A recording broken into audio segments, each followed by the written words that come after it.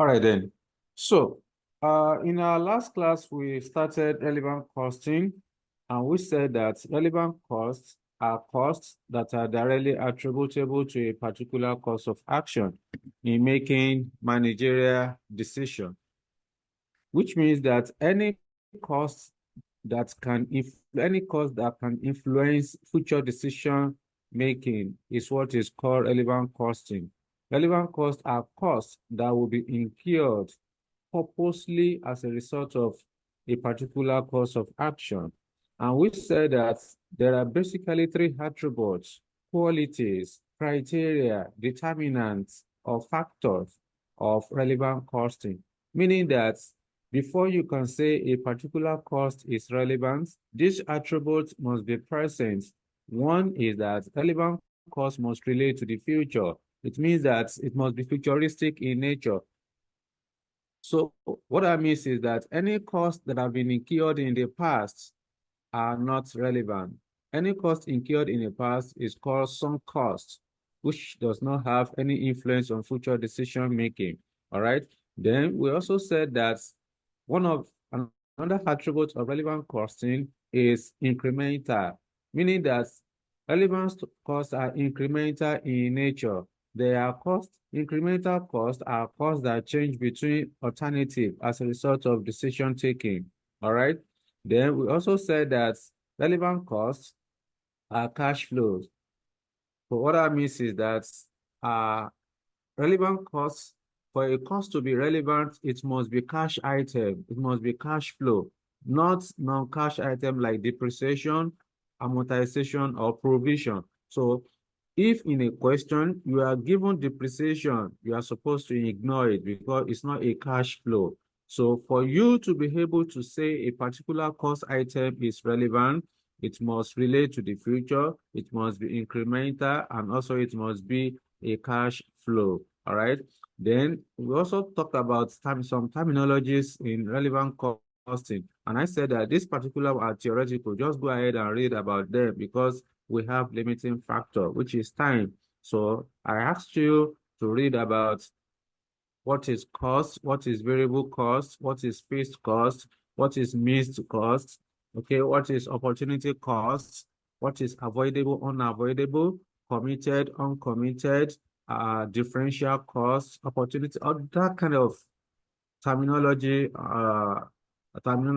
So read about them because ICANN has tested it about 2 or 3 times. In 2018, it was tested. Then in 2022, May died. Number A, requirements. So it was also tested. Sorry, number C, requirements. It was also tested under relevant costing. So question number 1, compulsory. In 2022, May died. So it is important for you to have the understanding of those terminology. They are in your materials that have been shared with you, so you can just go through them. Then I now explain to you that basically when you want to solve questions under relevant costing, the focus will be on material and labor. And I gave you the shortcut for determining relevant cost for material as well as for labor. And we said that under material, that there are some items you must examine critically for you to be able to analyze or to pick your figures correctly from the scenario that will be painted for you on that day. We talk about we talk about current purchase price. We talked about disposal value. We also talked about historical cost.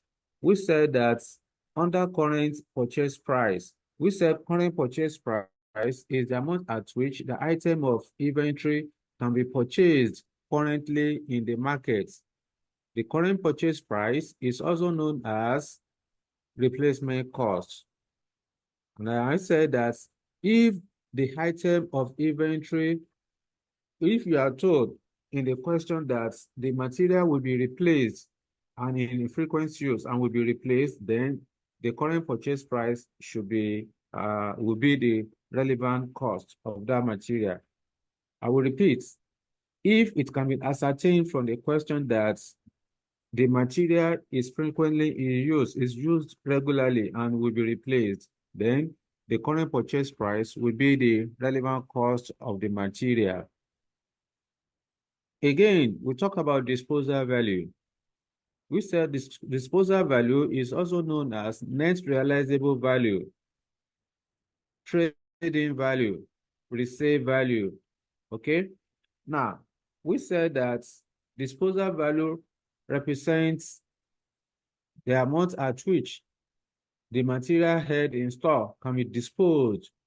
Okay, the amount at which the material held in store can be disposed, because the material you have in the store, if it's no longer needed, you will need to dispose it, you need to sell it. So at the amount the company will receive is called disposal value. So for any organization, disposal value is a saving. And I mentioned to you on that day that if that examiner will tell you that the material will no longer be needed and can be disposed at a cost. If examiner told you that, if you are told in a question that the material will be disposed at a cost, it is not a cost, rather it's a saving. You are the one that will interpret it as a saving. It is not a cost. An examiner can use anything. You can be told that, okay, the material is toxic, or the company must pay, or the material will be disposed at a cost. Whatever the grammar the examiner has used, you have to interpret it as a saving. It is not a cost. All right. So if in the question, it can be ascertained that the material will be disposed, then it can be ascertained that the material is no longer needed and then will be disposed. So the disposal value represents a saving to the organization. Then thirdly, we talk about historical cost.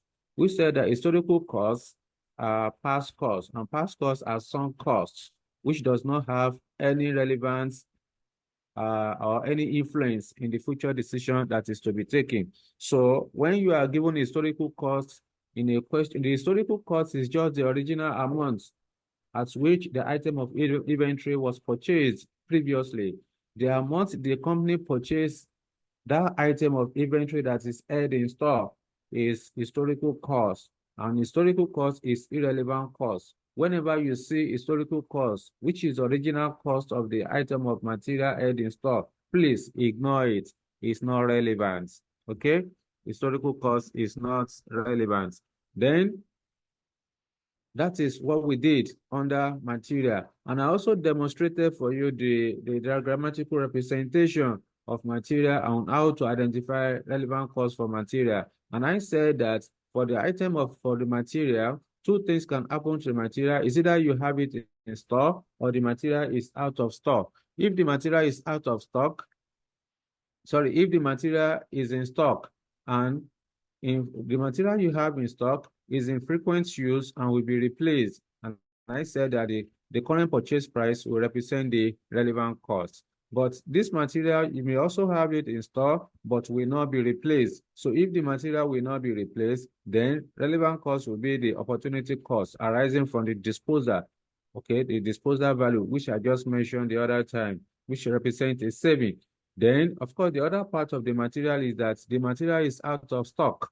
You don't have the material in stock. If you don't have it in stock, what do? You go to the market and buy. So the amount at which you are going to purchase it in the market is the current purchase price, which represents the relevant cost of that material. Then, secondly, we talk about labor. We said that I gave you about two key elements in relation to the determination of relevant cost for labor. We talked about spare capacity. We also talked about full capacity.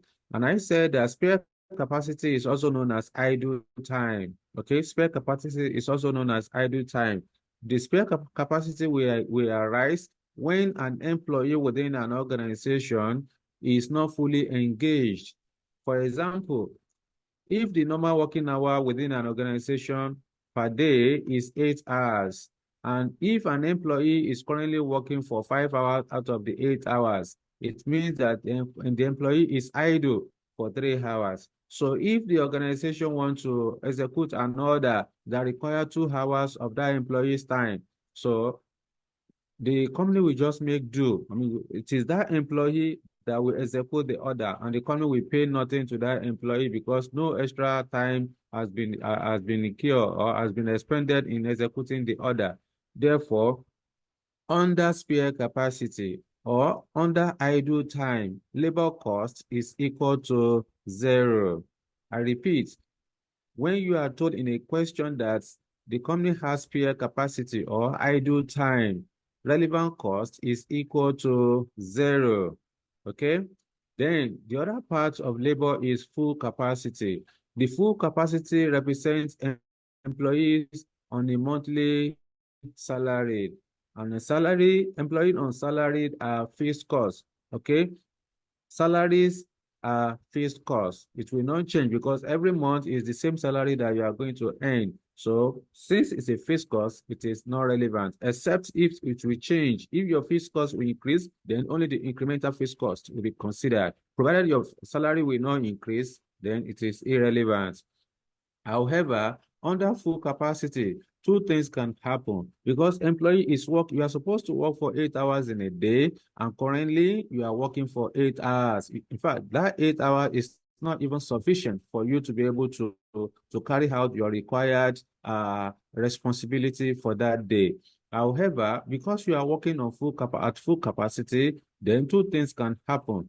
One is that if the employee has the capacity to employ additional labor in the market, then the extra cost the company will incur for the extra labor represents relevant costs. You have to account for it.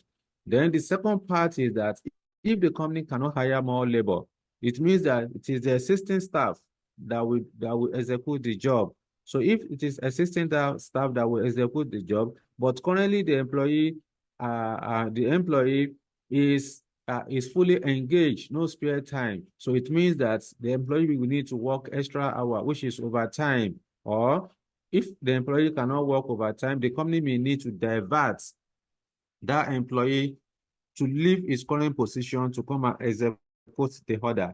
So that will repeat the first one, whereby the employee will work extra hour.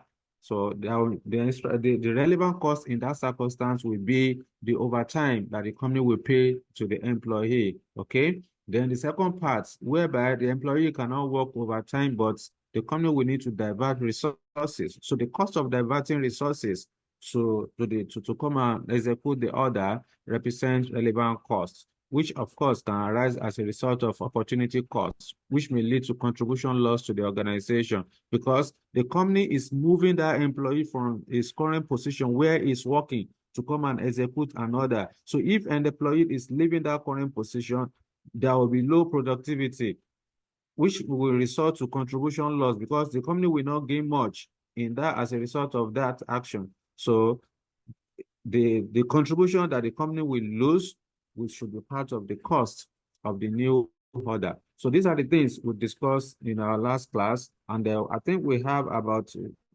or 3 illustrations. I can't remember, but in any case, let's have another illustration today. Then thereafter, we'll move to the next one. Please, if you have any question for me before we begin to solve question, let me know. Any question for me?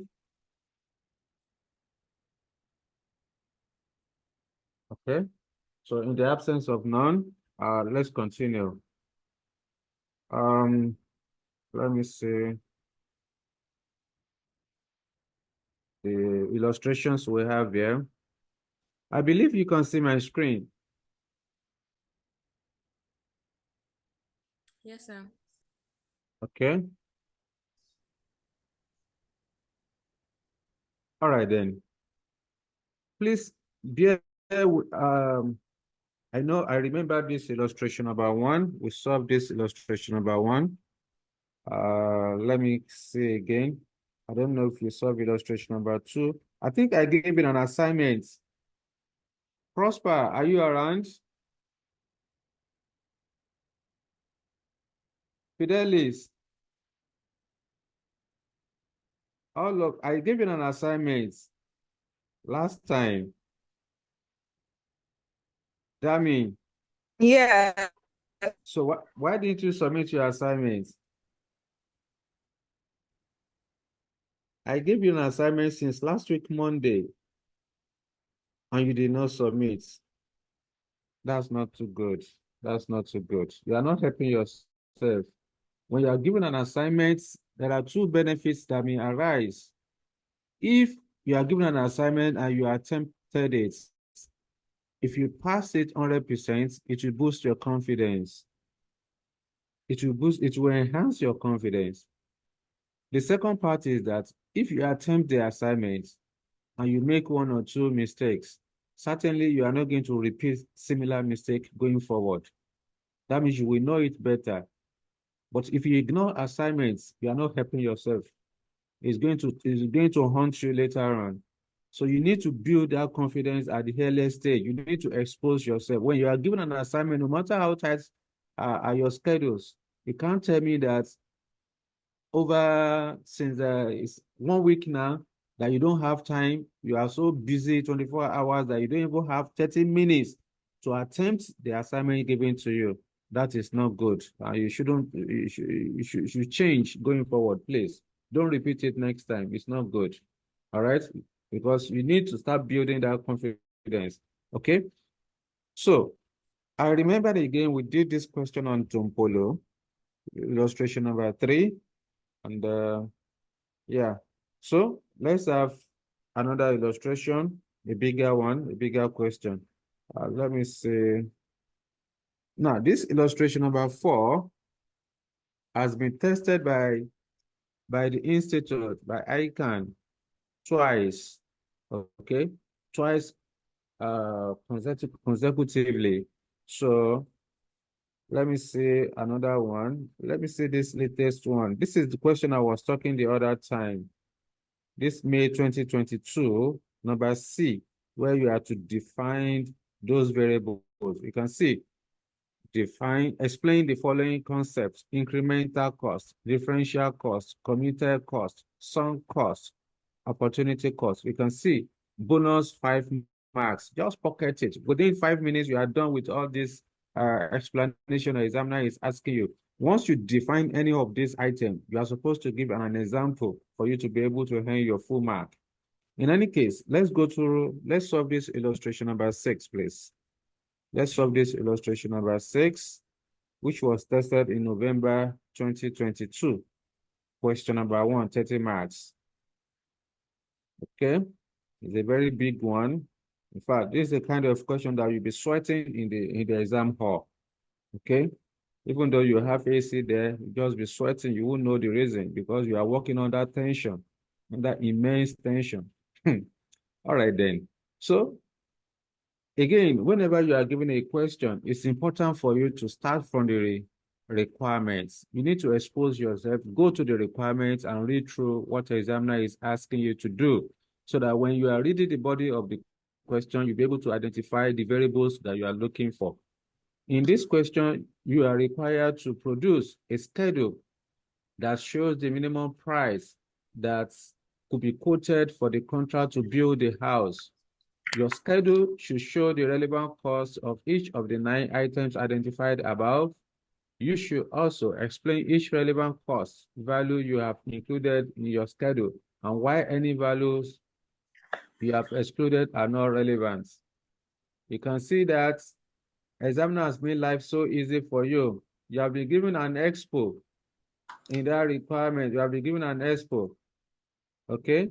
Examiner has told you that examiner has mentioned relevant costs. Okay? So that's an expo, 21 marks. 21 marks. So you should try as much as possible to earn the full 21 marks. There is no way you will be able to earn this 21 marks if you don't do 2 things. Number 1 is to carry out the economic analysis, that is by determining the relevant costs to build the house. Then 2, which is the most important, is your assumptions. You have to state the underlying assumptions of your calculation, because the underlying assumptions carry the highest mark, okay? Carries the highest mark. So it is, whether you are asking the question, you must state your assumption. Even though in this question, the examiner is telling you that you should also explain each relevant cost value you have included in your schedule, and why any value you have excluded are not relevant. That is your assumptions. So whether you are asked that information or not, it is your responsibility that you have to let the examiner know your position or how you arrive at your numbers.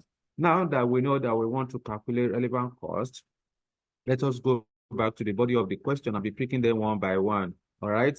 So, Clepatoni, please open to the material with you. Let's go through it together and ensure that you have your calculator by your side. Clepatoni Limited is a company that builds innovative and environmentally friendly housing. Their houses use high quality materials, and the unique patented energy saving technology used in the houses has been the result of the company's own intensive research in the area. Clepatoni Limited is planning to expand into another country and has been asked by a prominent person in that country for a price quotation to build them a house. The board of directors believe that securing the contract will help to launch their houses in the country and have agreed to quote a price for the house that will exactly cover its cost. Okay, that will exactly cover its cost, which means that this company, Clepatoni, wants to break even. When you quote a price that will cover your relevant costs, it means that you want to break even, no intent to earn any profits. Okay, so note that the following information has been obtained in relation to the contracts. 1. The chief executive and marketing director recently met with a potential client to discuss the house. The meeting was held at a restaurant, and Clepatoni Limited provided food and drinks at a cost of 37,500. 2. 1,200 kg of material Z will be required for the house. Clepatoni Limited currently has 550 kg of material Z in its inventory, purchased at a price of 5,800 naira per kg. Material Z is regularly used in its houses and has a current replacement cost of 6,500 naira per kg. The resale value of material Z in inventory is 3,500 naira per kg. 3.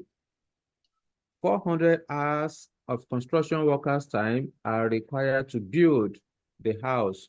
Clepatoni Limited construction workers are paid on an hourly rate of 2,200 naira under a guarantee wage agreement and currently have spare capacity to build the house. 4. The house will require 90 hours of the engineer's time. Clepatoni Limited engineers are paid a monthly salary of 47,500 each, okay, and do not have spare capacity. In order to meet the engineering requirement for the house, Clepatoni Limited can choose either of the two options. Pay the engineers an overtime rate of 5,200 naira to perform the additional work. 2, reduce the number of engineers hours available for their existing job for the building of product Y. This will result in loss sales of product Y. Summary of details of the existing job the engineers are working on. So, number 5, a specialist machine will be required for 7 weeks for the house to be built. Clepatoni Limited has 4 weeks remaining on the 15-week specialist machine rental contract that costs 1.5 million naira. Okay, that's the cost. That's the rental cost. The machine is currently not in use. The machine can be rented for an additional 15 weeks at a cost of 1,525,000 naira. The specialist machine can only be rented in blocks of 15 weeks. Alternatively, a machine can be purchased for 16 million naira and sold after the work on the house has been completed for 14 million naira. So in that case, that means the net purchase price will now be 16 minus 14. Okay, you get there. Number 6, the windows required for the house have recently been developed by Clepatoni Limited and use the latest environmentally friendly insulating material. They produce the windows at a cost of 3,495,000 naira and are currently the only ones of their type. Okay. They were planning to exhibit the windows at a house building conference. The windows would only be used for display purposes at the conference and will not be for sale to prospective clients. Clepatoni Limited has had assurances from 3 separate clients that they will place an order for 25 windows each if they saw the technology demonstrated at the conference. The contribution from each window is 1,045,000 naira. If the windows are used for the contract, Clepatoni Limited will not be able to attend the conference. The conference organizer will charge a penalty fee of 150,000 naira for non-attendance by the company. The chief executive of Clepatoni Limited can meet the client directly and still secure the orders for the window. The meeting will require 2 days of the chief executive's time. The chief executive is paid an annual salary of 41,400,000 naira and contracted to work 260 days per year. 7. The house to be built requires 400 kg of other materials. Clepatoni Limited currently has none of these materials in its inventory. The total current purchase price for these other materials is 600,000 naira. 8. Clepatoni Limited fixed cost. Clepatoni Limited fixed overhead assumption rate is 3,700 naira per construction worker hour. 9. Clepatoni Limited normal policy is to have 12% markup to the cost of each house. So you are required to do that. You've already read the requirements. All right, so this is what the examiner is asking you to do. Again, like I said, this question was tested in November 2022, question number 1. So now examiner is asking you to produce a schedule that shows the minimum price that could be quoted for the contract. You want to calculate relevant costs for this order. You want to calculate relevant costs for this order or contract. So what are you supposed to do? So let's follow the principle that we have discussed extensively. Let us apply them here in solving this question. So since you still have the question open with you, I will go to working notes where we are going to be solving it. I will stop sharing this, then move to the working notes.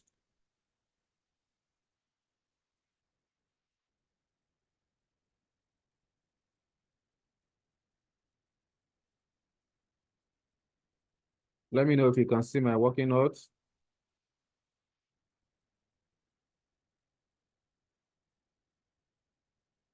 Can you see my working notes? Yes, sir.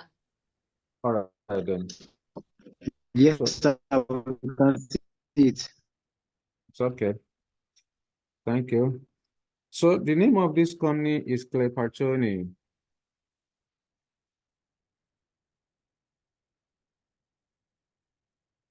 Limited. Number A, requirement A. Let me confirm whether it's A or 1. Yes, requirement A.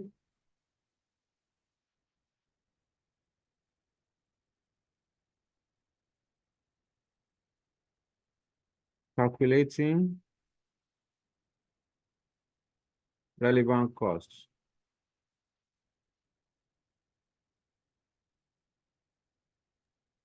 Remember the intention of this company. Their intention is to quote a price that will be sufficient to cover the relevant cost, meaning that this company wants to break even. Okay? Please mute yourself.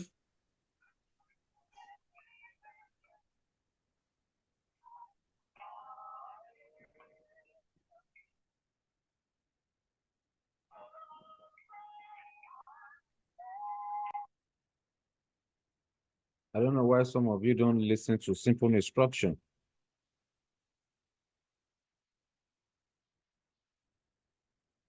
Yes.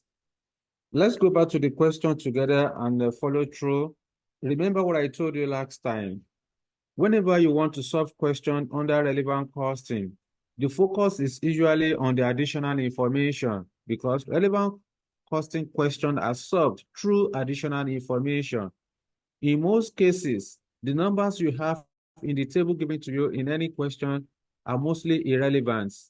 I repeat, if you have any question under relevant costing and you are given some cost under a table, those costs you have in the table are mostly irrelevant. They are not relevant, except there is no other figure other than what you have in the table. So questions are generally solved through additional information when you want to solve question under relevant costing. All right. So let's go back to the question. You are told that the following information has been obtained in relation to the contract. Information number 1. The chief executive and marketing director recently met with a potential client to discuss the house. The meeting was held at a restaurant and Clepatoni Limited provided food and drinks at a cost of 37,500. This 37,500, is it relevant or irrelevant? Please, I need you to participate. Let's make it interactive. Irrelevant. Irrelevant. Why? Why is it not relevant? If you want to talk, please, if you want to talk, you mention your name, then you tell us the reason why it is relevant or it is not relevant. So who is speaking? Okay. It is irrelevant because Who is speaking? Who is speaking? What's the name? Victor. Okay, Victor, all right. Yes, it's irrelevant because it's an historical cost.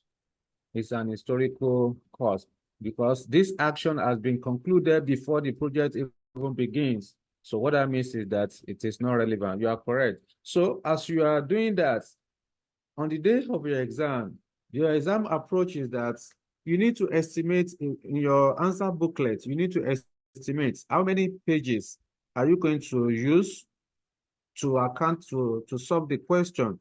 Then, secondly, you need to, the third or fourth page, whatever you have estimated should be for your, for any workings that you may want to do. In this question, the first page would be to solve the economic analysis of the question, all this calculation that we want to do.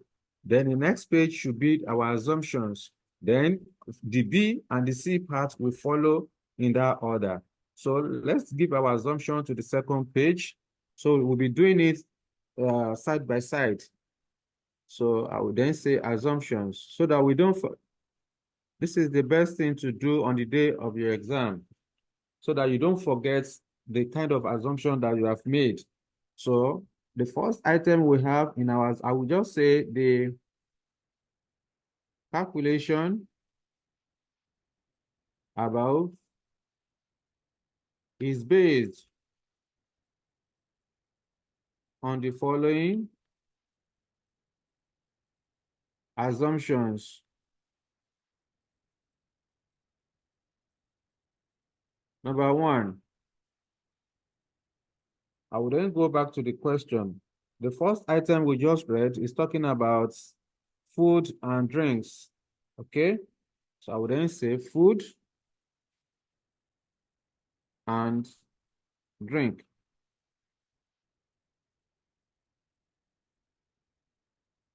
The amount incurred on food and drinks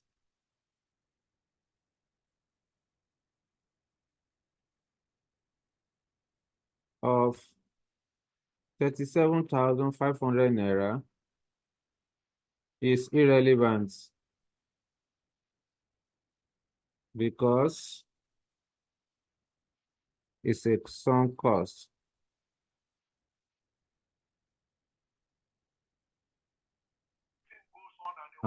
I'm done with that line item. Let's go to the second one.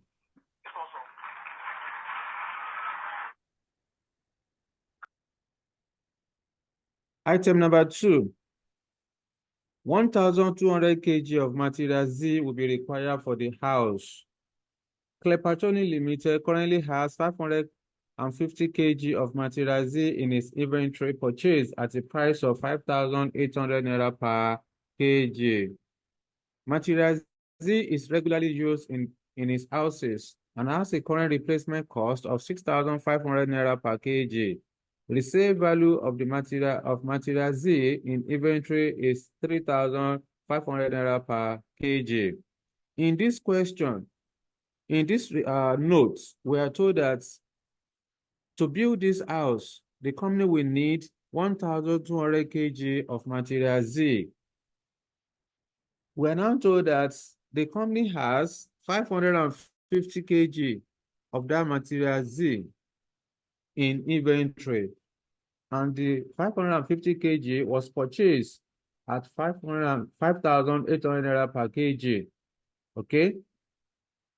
Also, we are told that this material Z is regularly used in its houses and has a current replacement cost of 6,500 naira per kg. The resale value of material Z in inventory is 3,500 per kg. There are 3 items here. Number 1, we are given historical cost of 5,800. We are given current purchase price of 6,500. We are also given disposal value of 3,500. Out of the 3, which ones are relevant? Which one is not relevant? Talk to me. Yes?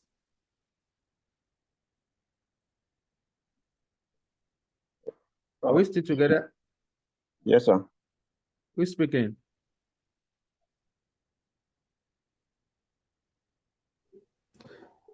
Yeah, good evening, sir. Good evening. Who's speaking? My name is Gabriel. Okay, Gabe, talk to me. Let me attempt. It's okay. 6,500 is relevant because it's a replacement cost. Okay. Why the resale value of material B in inventory is also a relevant cost, the 3,500. Okay. What about the 5,800? No, it's not relevant Okay. because we have it already It's in all right. inventory. Thank you. Of course, you're on point.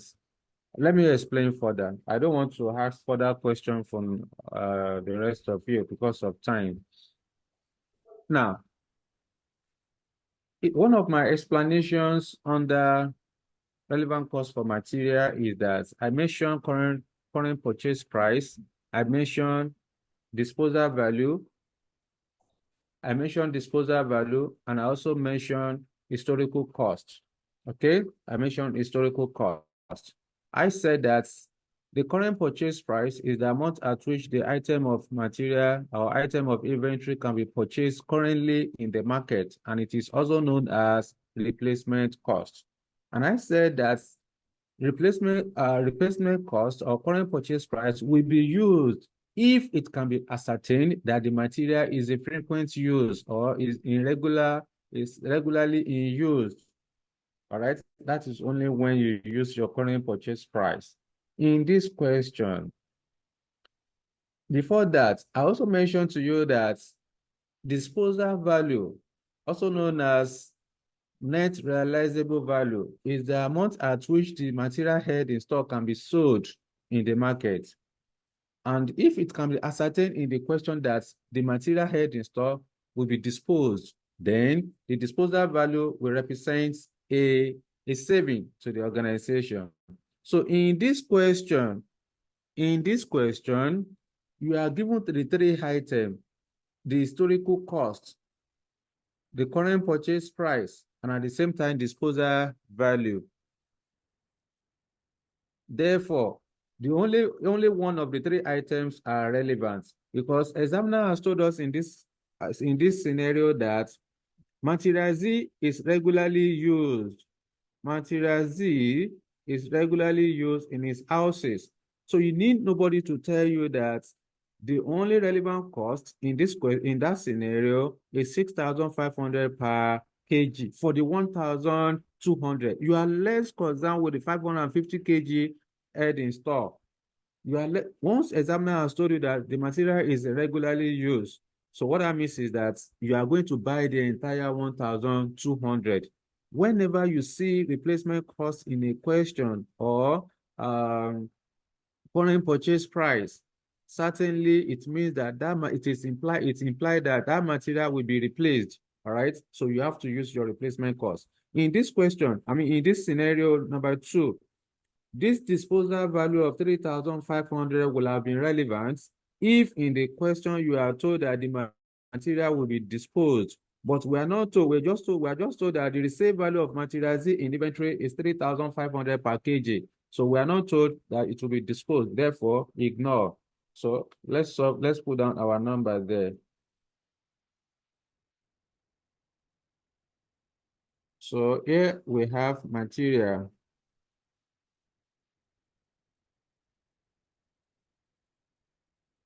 Before I put down my material, let me check how many materials do we have. It's only one material, so no need for me to categorize. So material Z, we need 1,200 kg of material Z. We are buying it at 6,500. Please bring out your calculator. 6,500 multiplied by 1,200 kg equal 7.8 million naira. 7.8 million naira. I repeat, please. The 550 kg of material Z head in store is irrelevant because the company has already purchased it at 5,800. That one is irrelevant. So it is because examiner has told you that the material is regularly used. So it means that the entire 1,200 will be purchased. Okay, the entire 1,200 kg of that material will be purchased. That's the implication. All right then. So let us go and state our assumption on this. Let's go and state our assumptions. Material Z, number 2. Roman figure number 2.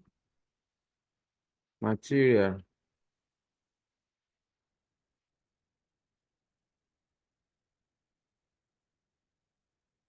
The original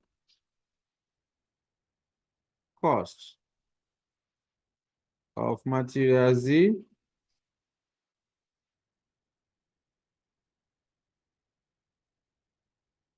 head in store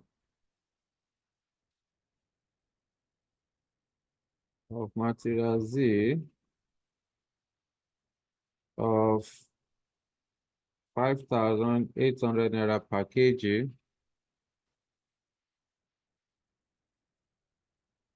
head in store is a sunk or historical cost and therefore irrelevant.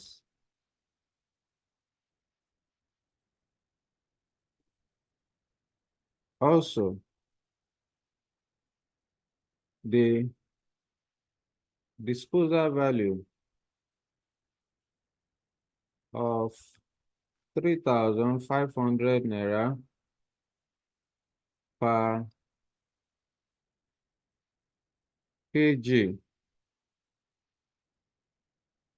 is not relevant since it is not clear, since it is not clear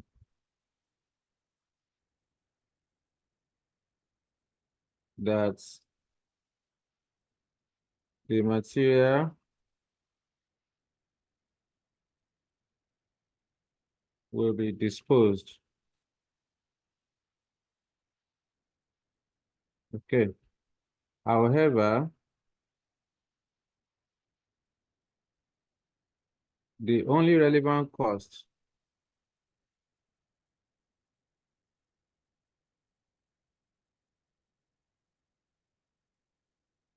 for Material Z is the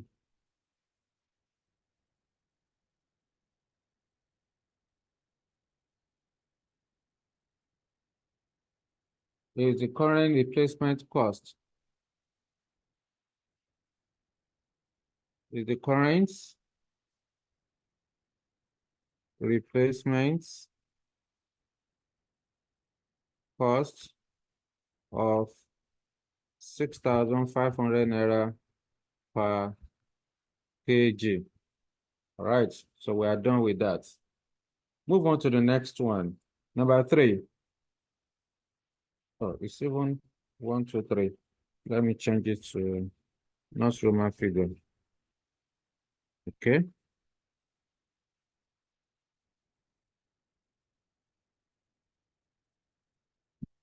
Number 3. 400 hours of construction workers' time are required to build a house. Klepatoni Limited construction workers are paid an hourly rate of 2,200 naira under a guarantee wage agreement and currently have spare capacity to build a house. In this note number 3, you are told that 400 hours of construction workers' time will be needed to build a house. The company's construction workers are paid on an hourly rate of 2,200 under a guarantee wage agreement and currently has spare capacity. You can see, examiner has told us that these engineers currently has spare capacity, and you know, where there is spare capacity, relevant cost of labor is equal to 0. If this information is not there, if you are not told that it is if you are not told in this question that there is spare capacity, ordinarily you would have accounted for that. It would have been 2,200 multiplied by 400 because the workers are paid on an hourly basis. All right. So because of the fact that they have spare capacity, relevant cost is equal to 0. So let us go and note that one down. Note 3. Let me give a space, paragraph. Labor cost. Labor.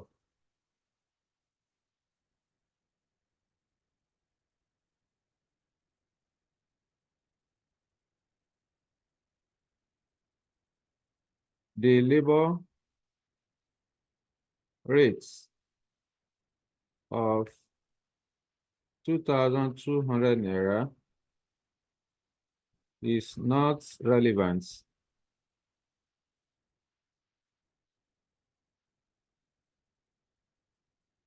It's not relevant to this contract since the engineers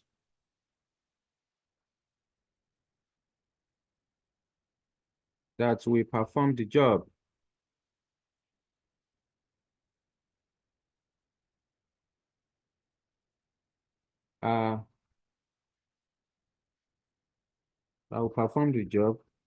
currently have spare capacity.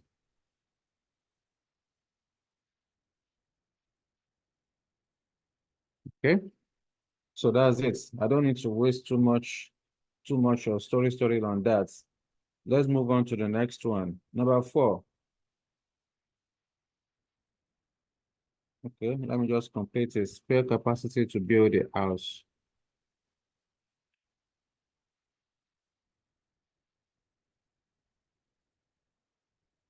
Okay, number 4.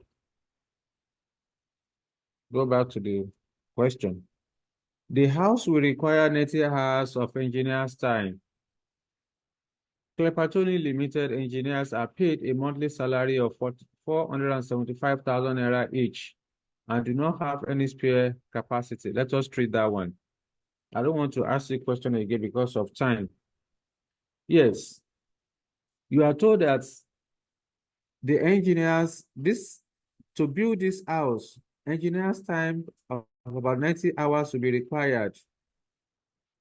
But the company's engineers are paid a monthly salary of 475,000 naira. Remember what I told you when I was explaining. Salary is a fixed cost, and the fixed cost is irrelevant, except it is incremental in nature. Provided your fixed cost will not change, it is irrelevant.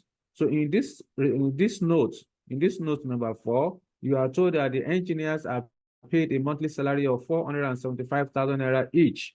So what that means is that the 475,000 is irrelevant. Please ignore.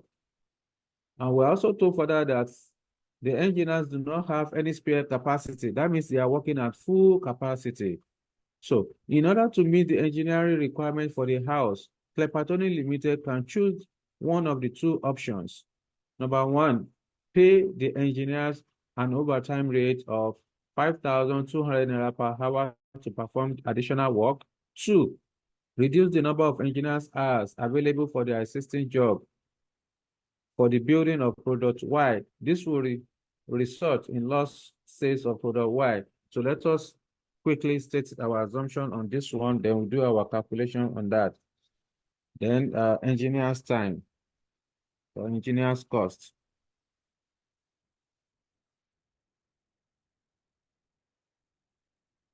Engineer's cost. Let's go back to the question and build that. The Clepatoni engineers are paid.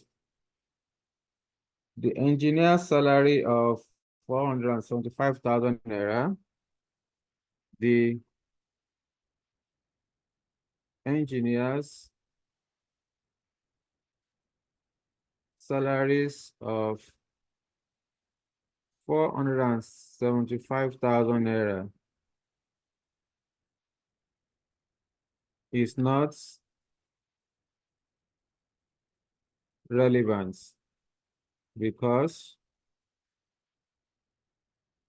they will be paid irrespective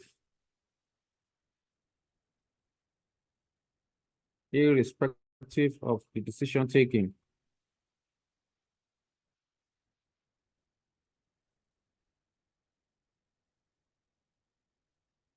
on the contracts.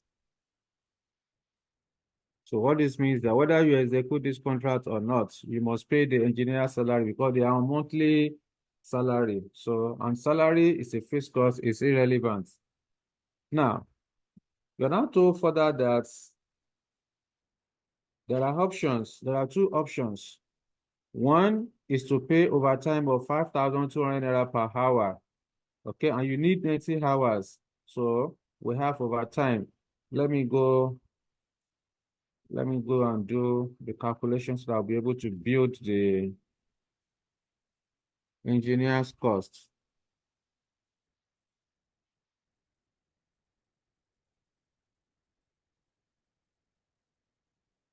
Under engineer's cost, we are going to select the lower of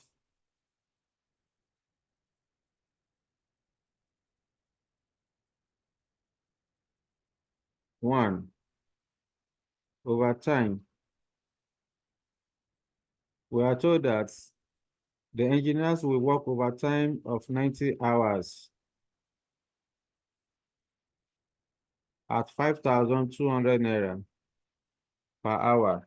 Let me confirm that's 5,200. Yes, 5,200 naira per hour. So let us multiply 5,200 multiplied by 90 hours required. That's 468,000. Here is 468,000. We close. Or number 2, we are told that the company can reduce the number of engineers hours available for their existing job for the building of product Y. This will result in lost sales of product Y.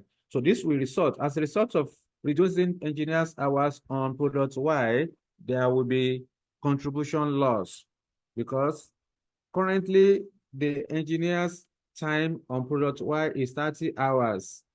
Okay, it's 30 hours.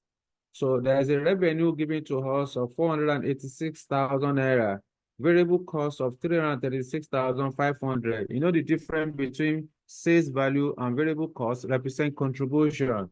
So you need to go and do your calculation for you to be able to know what is the contribution that will be lost if engineers' times are reduced as a result of undertaking these contracts. So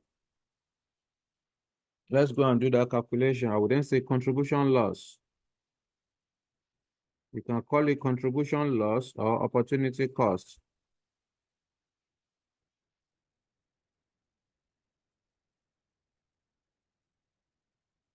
We are told that there's a sales value on product Y. The sales value on product Y is equal to 486,000 naira. We have 486,000 naira minus the variable cost of 336,500. There's a variable cost of 336,500. 336,500 divided by the hours. The hours for product Y is 30 hours. The essence of this is for us to be able to determine contribution loss per hour. We want to determine contribution loss per hour. Okay? This space is not sufficient for me. I may need to rewrite it. Let me rewrite it so that let me rewrite this. So this is contribution loss.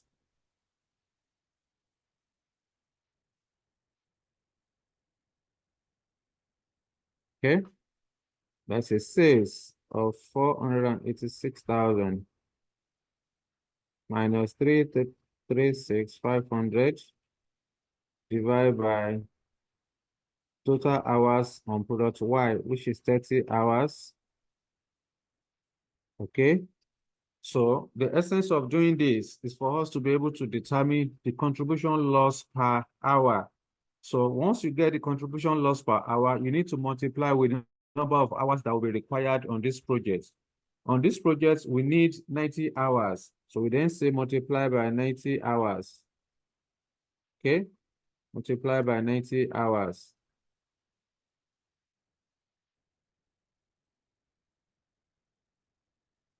Let me shift this one a little bit to the front. 468,000. So let us do our calculation. Bring out your calculator. 486,000. Let me confirm if it is 486. Yes, 486. 486,000 minus 336,500 equal. Then divide by 30 hours equal. So the contribution loss per unit is 4,983 naira 33 kobo. Then as you have it in your calculator, you multiply with 90, multiply by 90 equal 448,500. So the contribution loss is 448,500 naira. Because we are talking about cost, we are going to select the lower of the two. We have there are two options available to this company. Either the engineer work overtime. If they work overtime, the company will incur 468,000. Now, if the second option is for the company to reduce the engineer's time on product Y. If the company reduce engineer's time on product Y, then there will be loss. There will be contribution loss. There will be opportunity cost of 448,500. Since 448,500 is lower than 468,000, then you select 448,500 as the relevant cost for engineer's cost. Okay, then. So that's that. Let's move on to the next one. Then let's complete our assumption. Let's complete our assumption. Okay. I would then say, under the assumption for engineer's cost. We've already said that the engineer's salary of 475,000 is not relevant. Okay, I would then say the only relevant cost associated with the engineer's time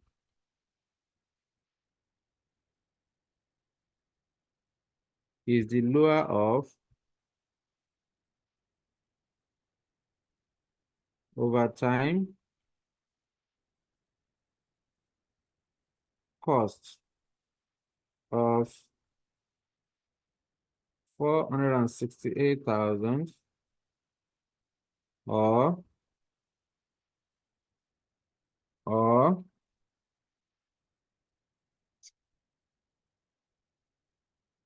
the contribution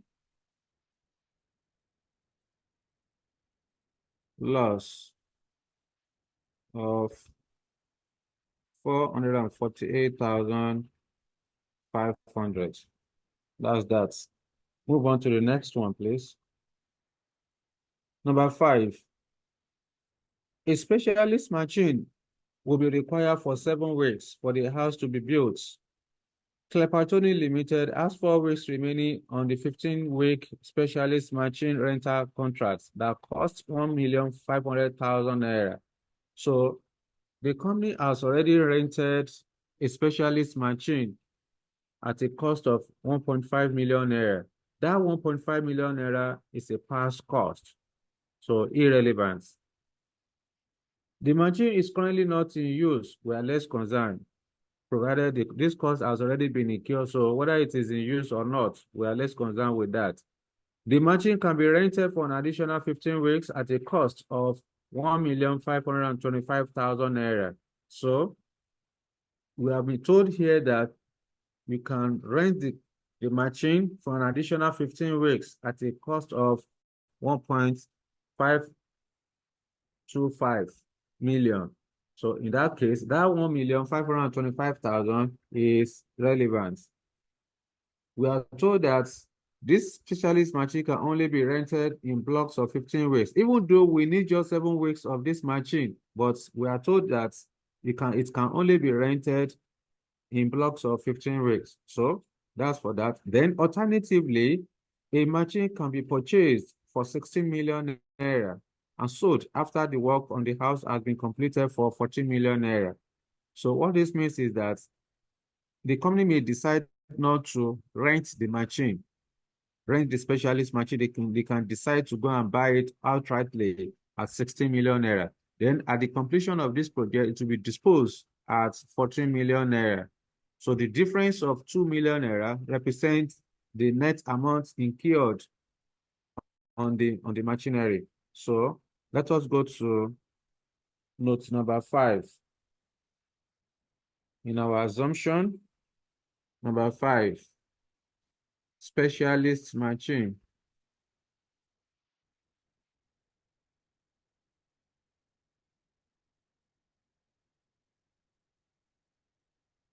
The cost of specialist machine of 1.5 million is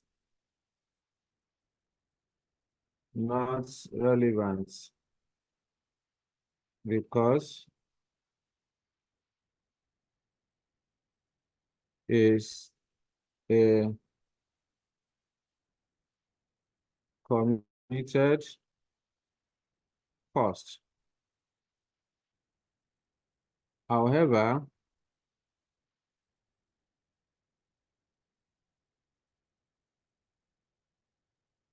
the lower of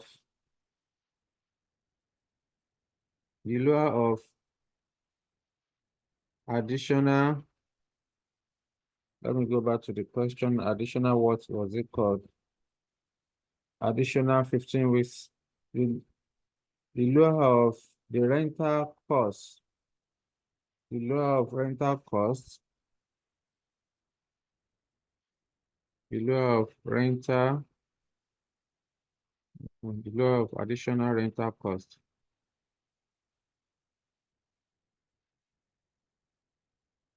Rental cost of 1,525,000 for the 15-week. Is it 15, I think, week or just 15 weeks? Okay, for 15 weeks. In blocks of 15 weeks.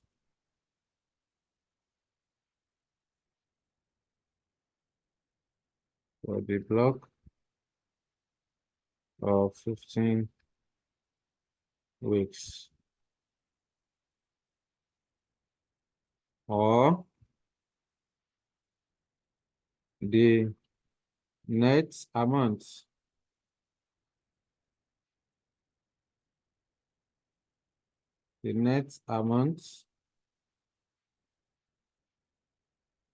of purchasing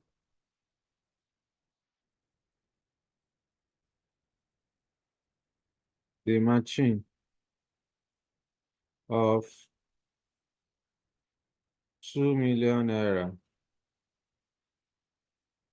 That is 16 million minus 14 million naira.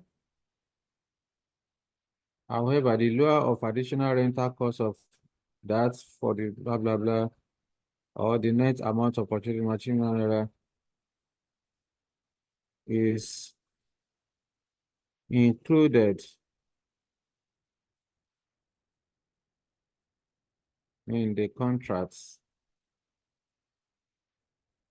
Okay, so 1,525,000 is lower than 2 million. So I will then go up there, specialist machine. Specialist machine. Here is specialist.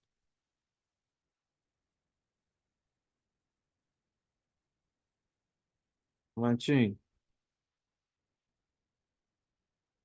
The lower of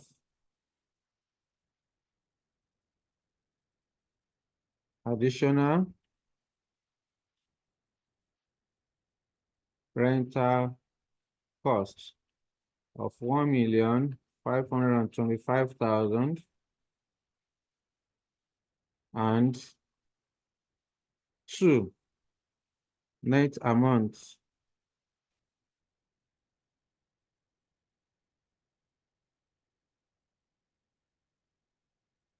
or net purchase price. Net purchase price of the machinery, which is 2 million. So 1,525,000 is lower. So that's why we are selecting that. So we are done with note 5. Let's move to note 6.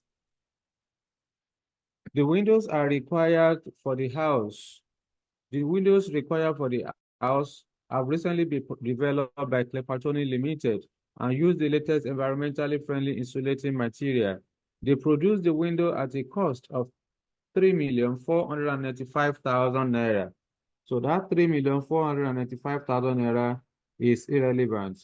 Okay? It's irrelevant because it's a past cost. So I will then go back there in our notes, note number 6. Note number 6, window cost.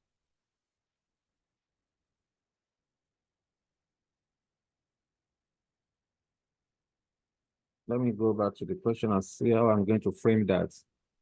The windows required for the house have recently been developed by Clepatoni Limited and use the latest environmental blah, blah, blah. So they produce the window at a cost of and are currently the only ones of their types. Okay? The window cost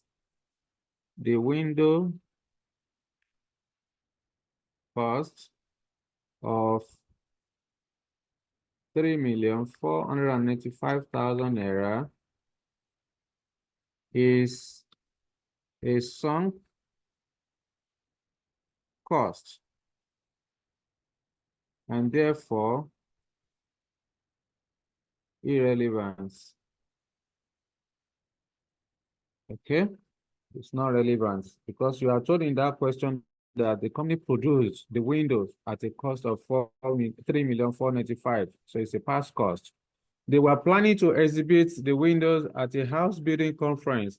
The windows would only be used for display purposes at the conference and will not be for sale to prospective clients. Clepatoni Limited has had assurance from 3 separate clients that they will place an order for 25 windows each if they saw the technology demonstrated at the conference. The contribution from each window is 1,045,000 naira. So this company will earn a contribution of 1,045,000 on the 25 windows that the prospective clients are wanted to buy. So if the windows are used for the contract, Clepatoni would not be able to attend the conference. So we are told that the company will not be able to attend the conference. The conference organizer will charge a penalty fee of 150,000 naira for non-attendance by the company. So if the company does not attend the conference, there will be a penalty fee of 150,000 naira. Okay. The chief executive of Clepatoni Limited can meet the client directly and still secure orders for the windows. So the interpretation of this is that the 3 clients that have shown interest in this window, they were told that there's a contribution of 1,045,000 that the company will earn from selling 25,000 windows for those 3 clients. However, if the company is unable to attend the conference, there will be no way the company will be able to demonstrate the window to those prospective clients. But in addition to that, we are now told that the chief executive officer of the company can still meet the client directly and secure the orders for the window. That means the contribution will not be lost. Even though the company does not attend the conference, they will still earn that contribution of 1,045,000. Therefore, there is nothing like contribution loss. The 1,045,000 is irrelevant. We ignore it. Okay, but there is a penalty of 150,000 naira for non-attendance by the company. So we need to account for that penalty. Then further, we are told that the chief executive is paid an annual salary of 41 million naira, 400,000 naira and contract to work. So that 41.4 million naira is irrelevant. So any salary is a fixed cost, irrelevant, provided it will not increase. So let us go and state our assumption there.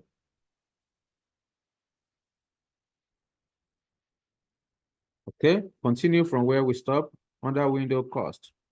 I would then say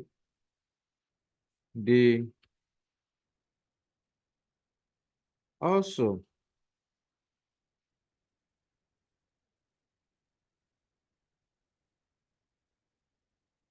there will be no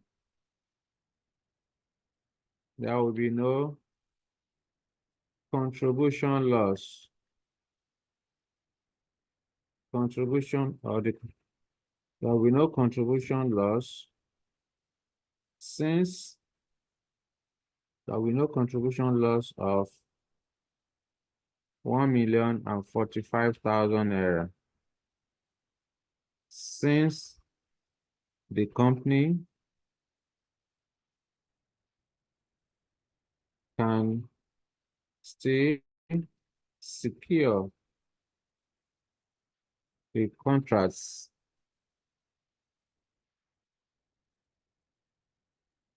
from the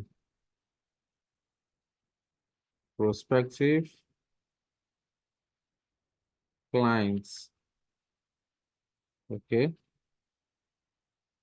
However,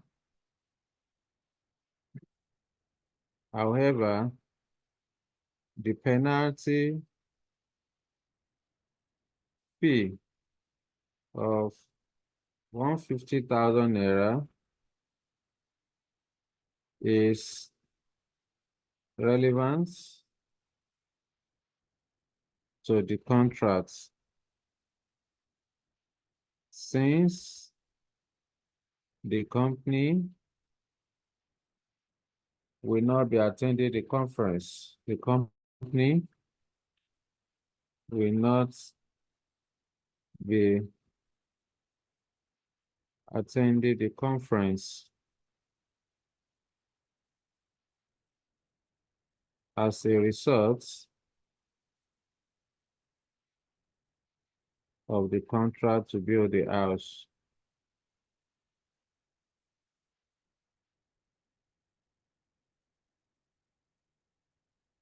Okay.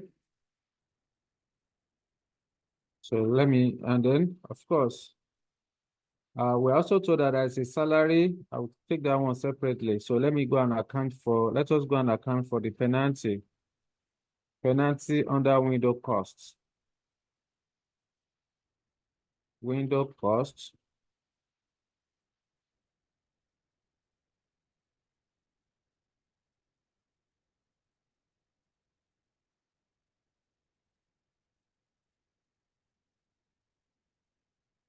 Penalty fee, 150,000.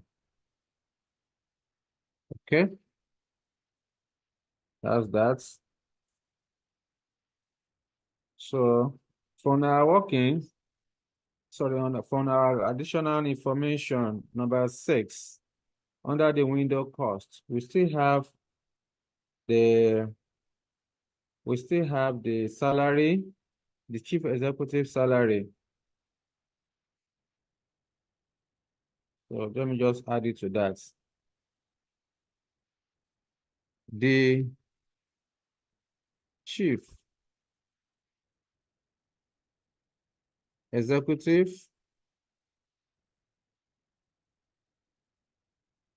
salaries of 41,400,000 is not relevant.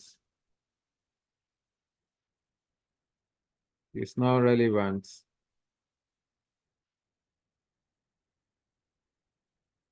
because the salary will be paid irrespective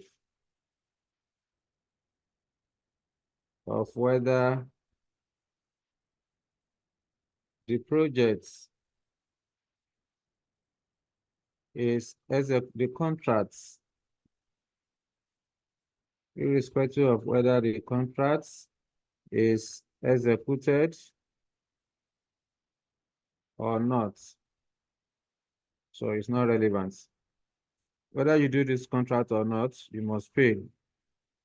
Except if you want to fold up the company, you have to pay the the chief executive salary. All right. So that's for that. Number 7. Note number 7.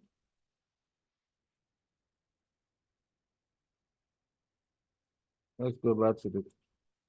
So the house to be built require 400 kg of other materials. Clepatoni Limited currently has none of these materials in its inventory. The total current purchase price for this other material is 600,000. The other material is not in inventory, so you need to go and buy. So the current purchase price of 600,000 is relevant. So let's go and account for that.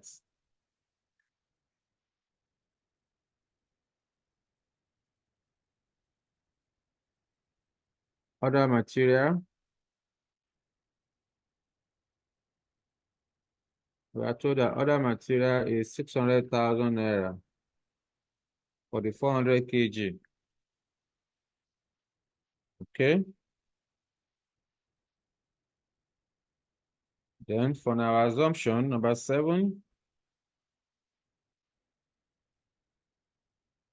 other material.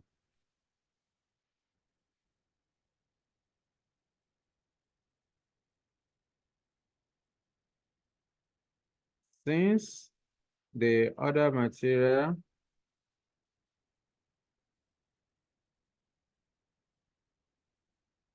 are not available. Let me see. Laboratory currently has none of this material in inventory. Are not available in inventory. The current purchase price of 600,000 naira for the 400 kg is relevant.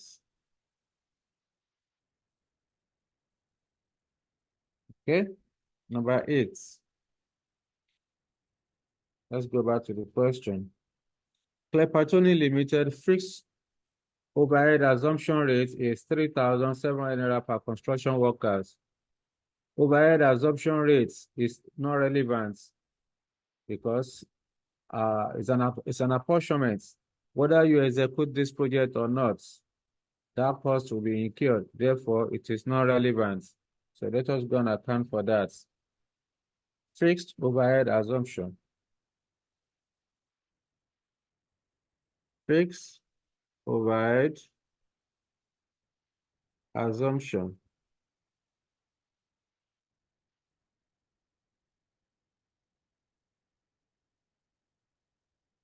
The fixed overhead assumption rates of 2,000 watts of 3,700 naira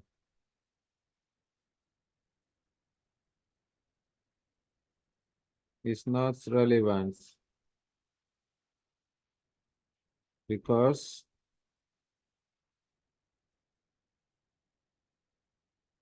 the cost will be incurred irrespective. Move on, number 9. Clepatoni Limited normal policy is to add 12% markup to the cost of each house. Markup is a profit on cost. It's a percentage profit on cost. But this markup of 12% is not relevant in this question because the intention of this company is to provide a quote, is to present a quote that will be sufficient to cover the relevant cost. So the company is not thinking about making profits. So that markup will not be relevant in this calculation. So let's talk about that. Number 9, markup.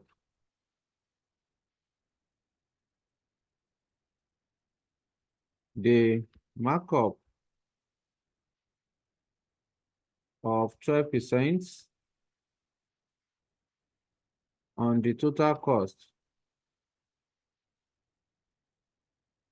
of the contracts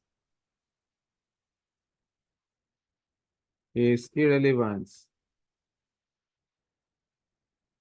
since the intention of the company is to quote a price that will enable the company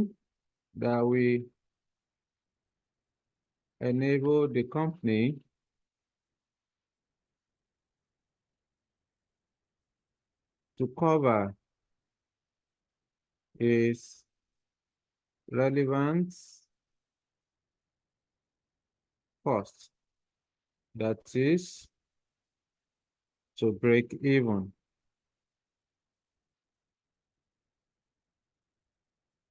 Okay, so that's that. At this point, I think that's the last one. Yeah, that's the end of the question. What we need to do now is to just sum up our total costs. Let's sum up our total costs. I will then say, bring out the calculator. I have plus 7.8 million plus 1,525,000 plus 750,000. That's 10,523. 10,523,500. This represents the total relevant cost. So I would then say the total relevant cost to execute the contracts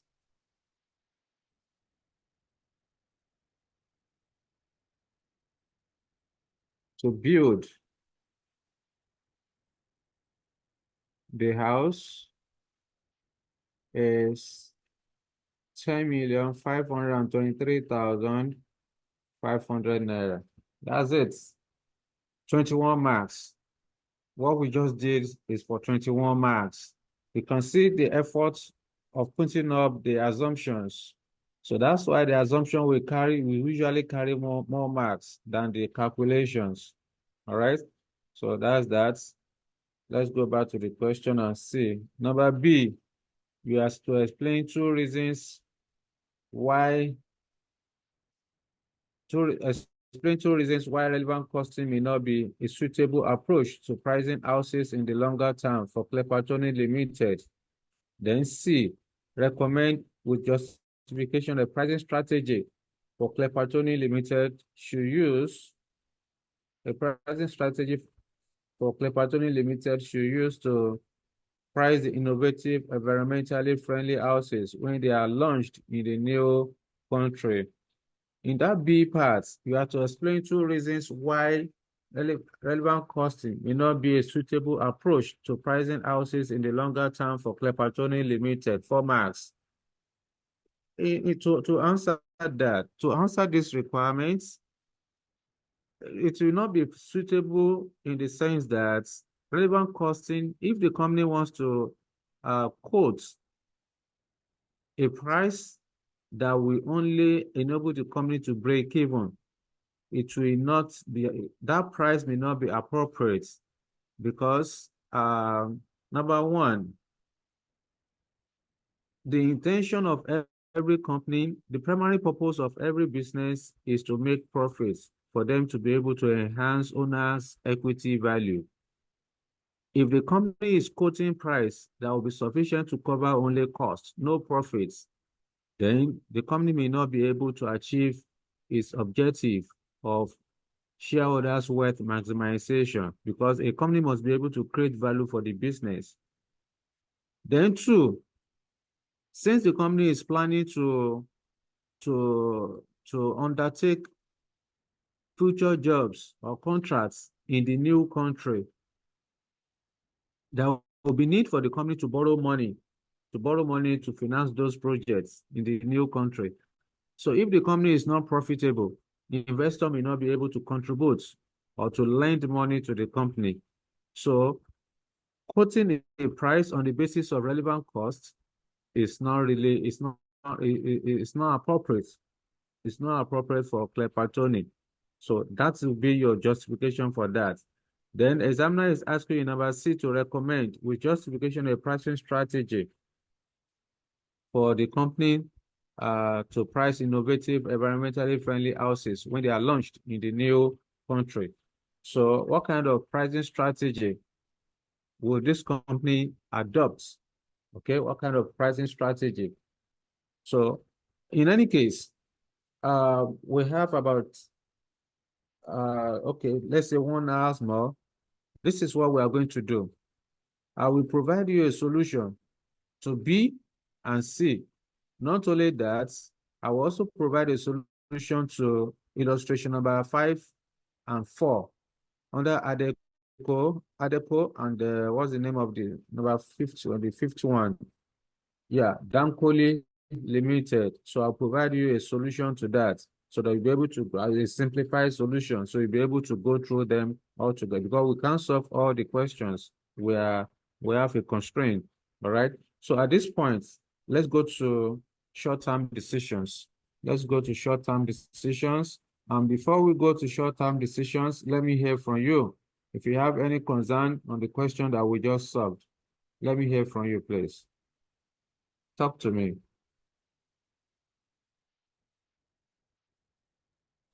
Sir, good evening, sir.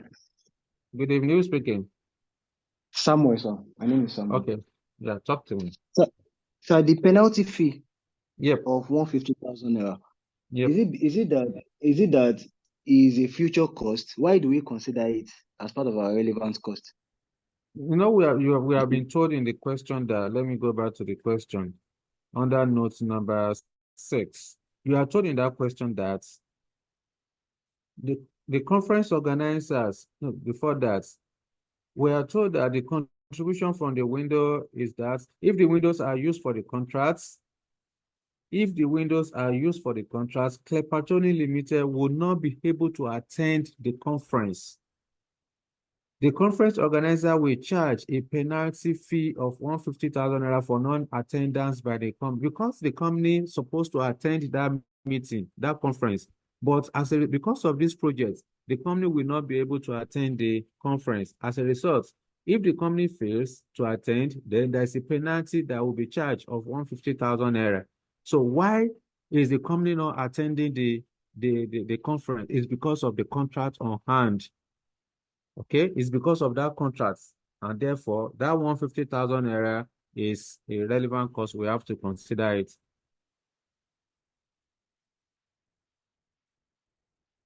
Okay. Okay, sir. Yes, sir. Yes. Any other question? Any other question? All right. So in the absence of none, let me introduce you to short-term decisions. Let me introduce you to short-term decisions. All right.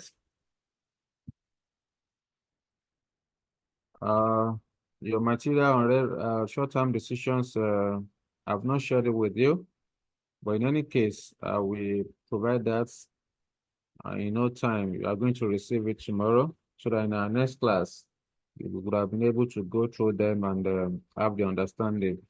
Okay? All right, then. So let's talk about short-term decisions. In this case, I will have to use the working notes for our demonstration.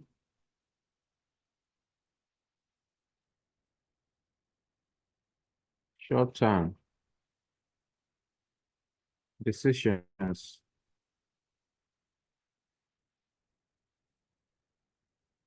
That's a new topic. What do you mean by short-term decisions? You know, in our first class, we talked about operating statements.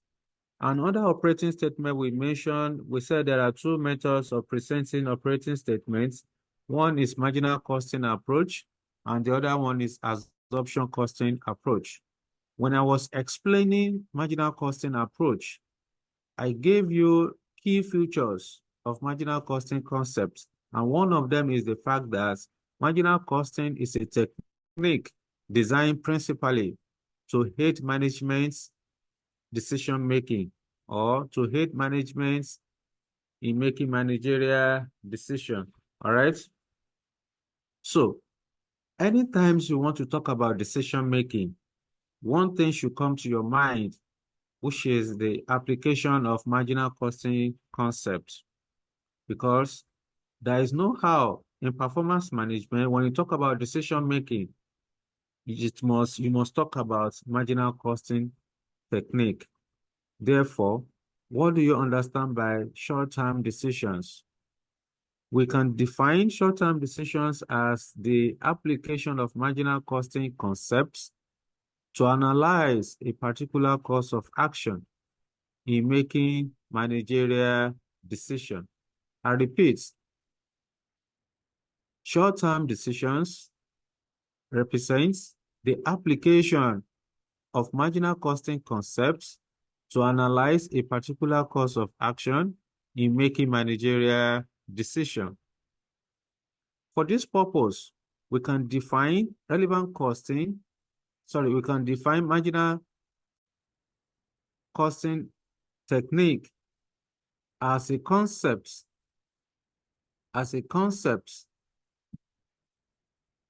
that is used to compare the relevant cost of a course of action with its associated benefits. It is also known as cost-benefit analysis, such that management may want to know whether the benefits arising from a particular course of action will outweigh the cost. You want to know whether the benefits will be more than the cost. That is, you use marginal costing for that. Okay?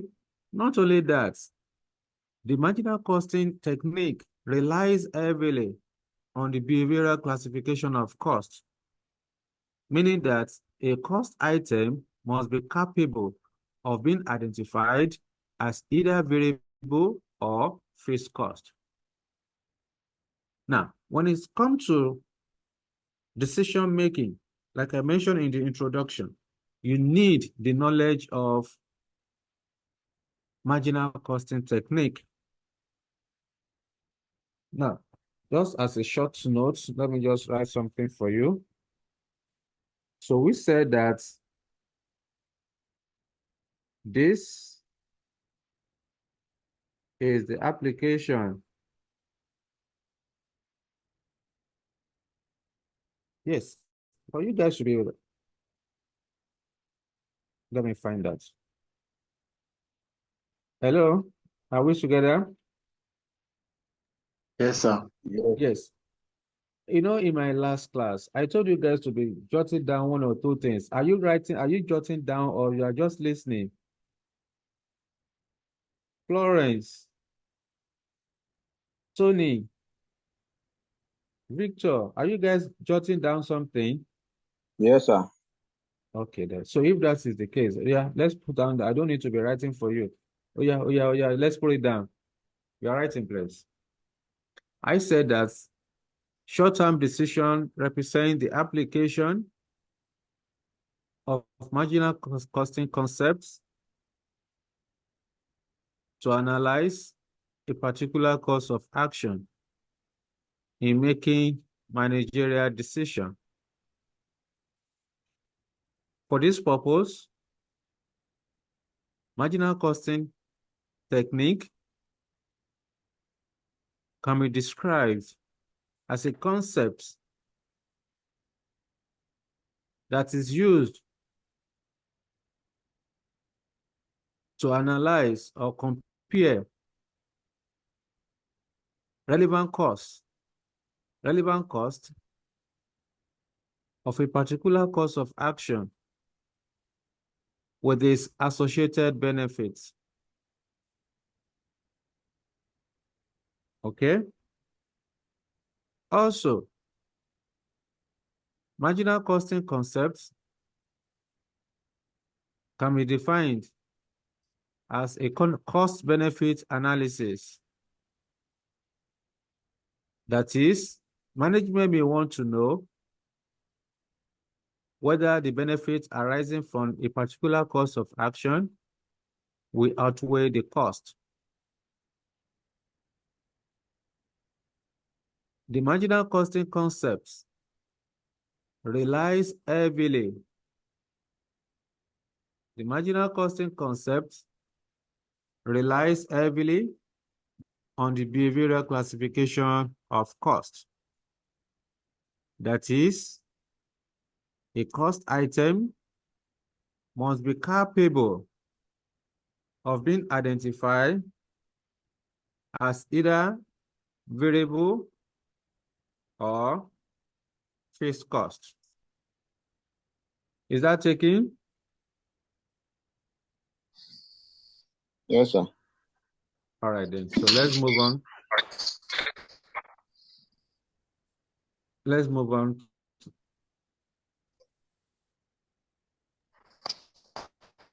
Generally,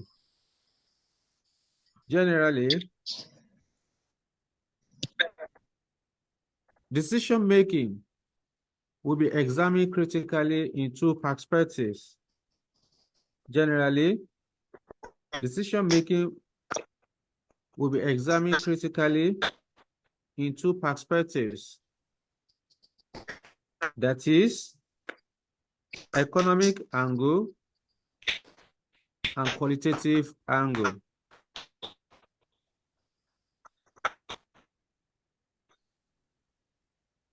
Let me see. Elizabeth, mute.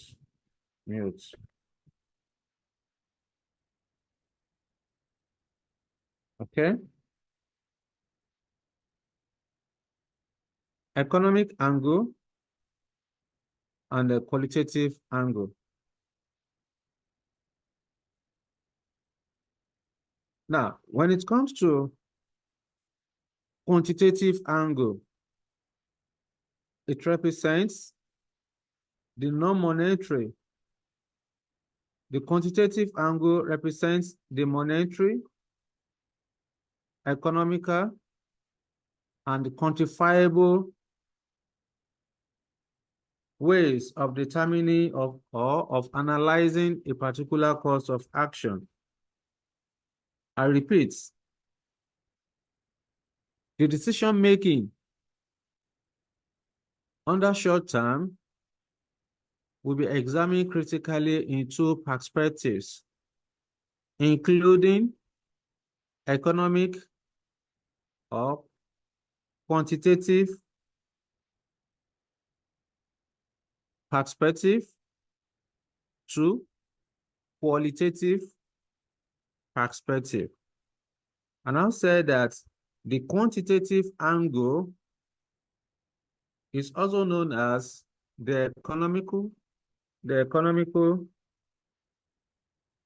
quantifiable, or monetary analysis of the course of action.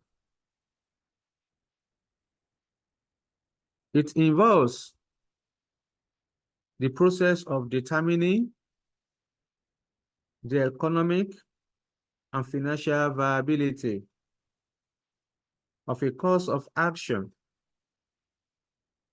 whether it will result in a contribution, profit or loss, savings or deficits to the organization. I repeat, the quantitative perspective involve the process of determining the economic and financial viability of a course of action, whether it will result in a contribution, profit or loss, saving or deficits to the organization. So that is as per the quantitative angle. Let's talk about the qualitative perspective.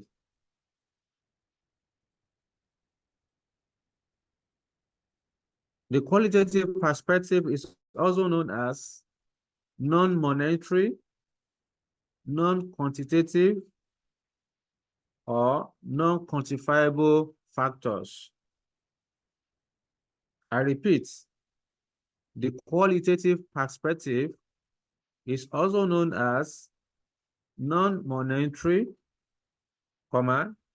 non-quantitative, or non-quantifiable factors associated with the decision under consideration. Associated with the decisions under consideration. It represents the decision criterion that cannot be expressed in monetary terms. It represents the decision criterion that cannot be expressed in monetary terms.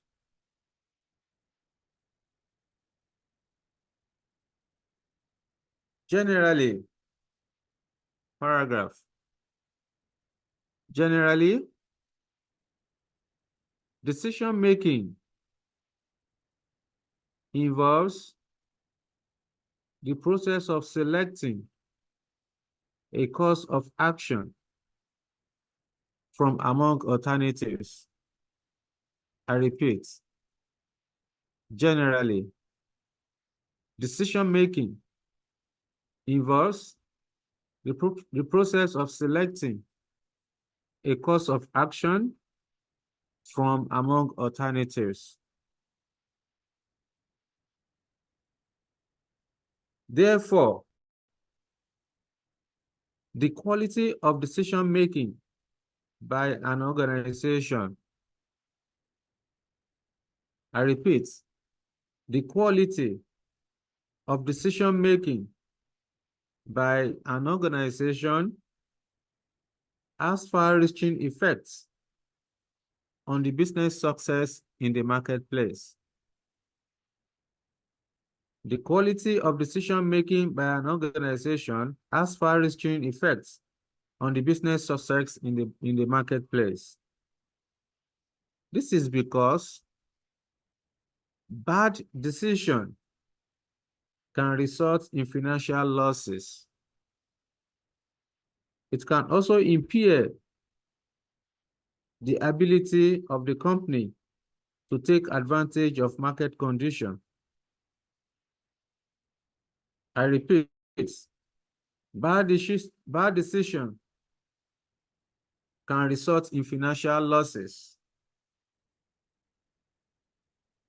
or impair the ability of the company to take advantage of market conditions. Not only that, it can even erode the reputation of the organization. It can erode the reputation of the organization. I believe that is taken. As a result, it is essential then that any critical business decision should be immediately brought to the attention of the management. I repeat, it is essential that any critical business decision should be brought immediately to the attention of the management. This is necessary to receive appropriate guidance from the decision makers, as well as to avoid any wrong decisions being made. I repeat, this is necessary to receive appropriate guidance from the designated decision makers and to avoid any wrong decision being made. So these are introduction to the topic, short-term decisions. Let's talk about areas of application of marginal costing concepts. You're writing, please. Application of marginal costing concepts.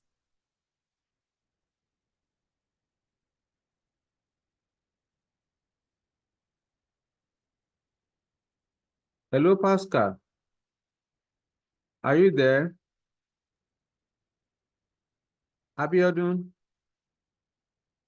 are you still on? Sir, I'm on, sir. Okay. Pascal, are you there? Florence? Yes, I'm here. Okay. Anthony, Chigoze, Damilola. Damilola, I've not heard from you. Are you on? Anthony is here. Good evening, sir. Okay, good Yes, evening. sir. All right. Debbie, are you on?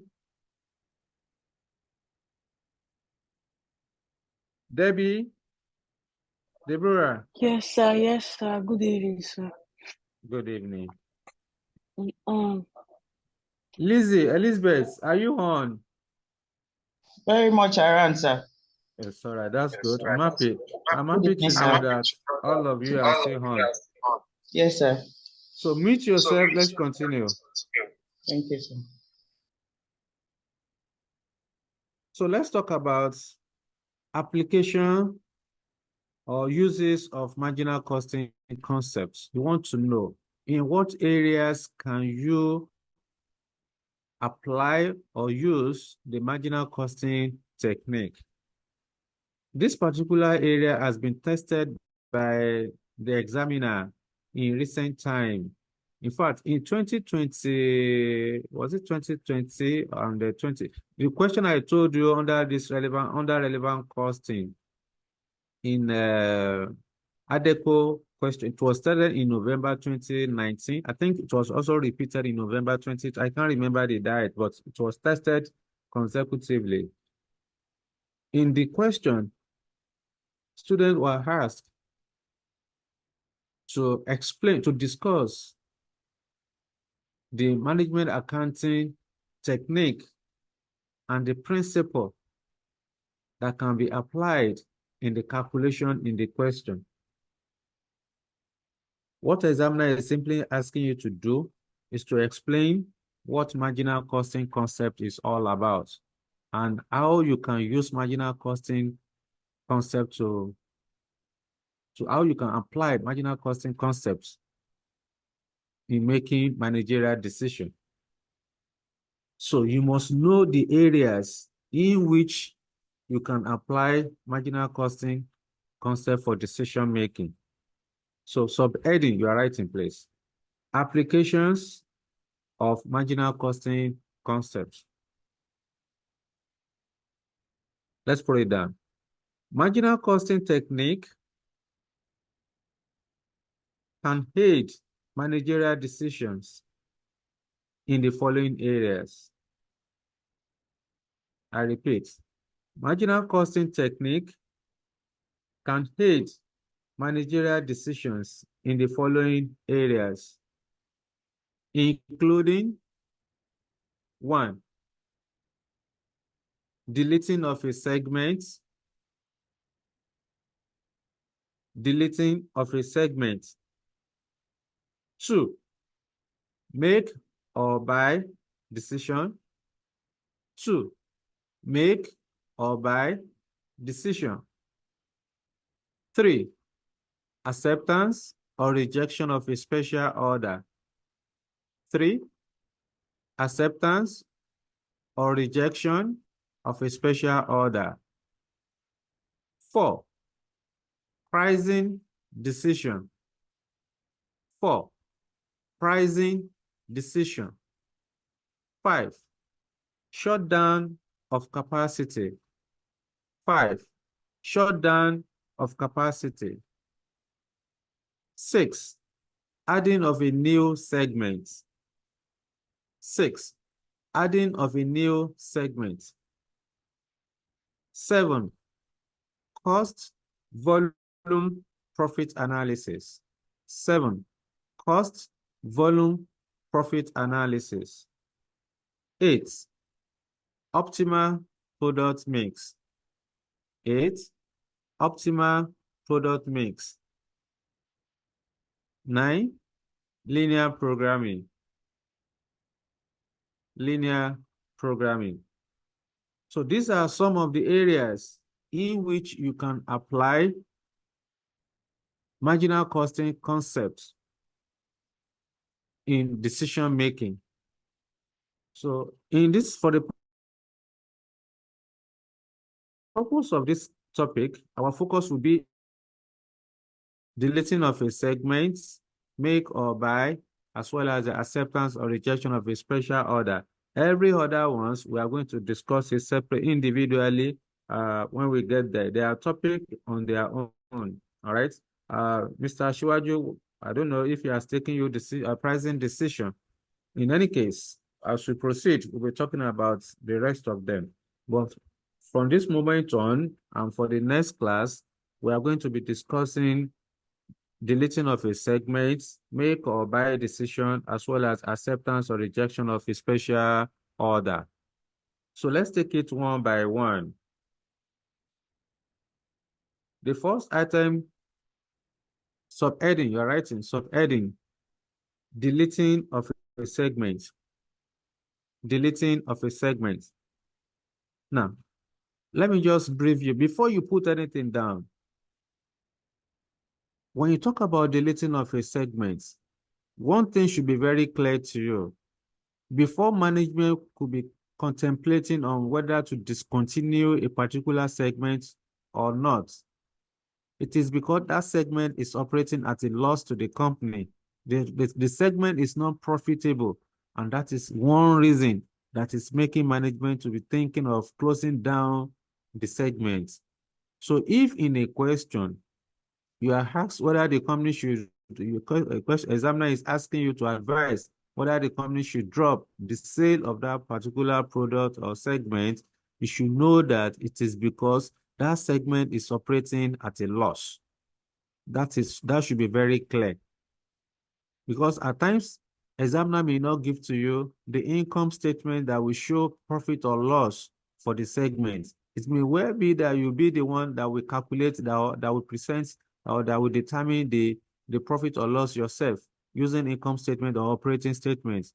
All right. So you must know what to do at the right time. But what I'm emphasizing here is the fact that when it comes to deleting of a segment, the main reason that we make management to be contemplating of discontinue a particular segment is because that segment is operating at a loss. Please note that.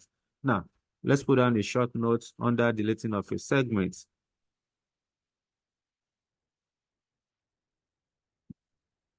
Okay.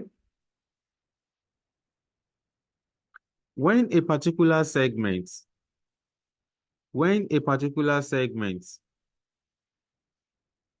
including type of customer,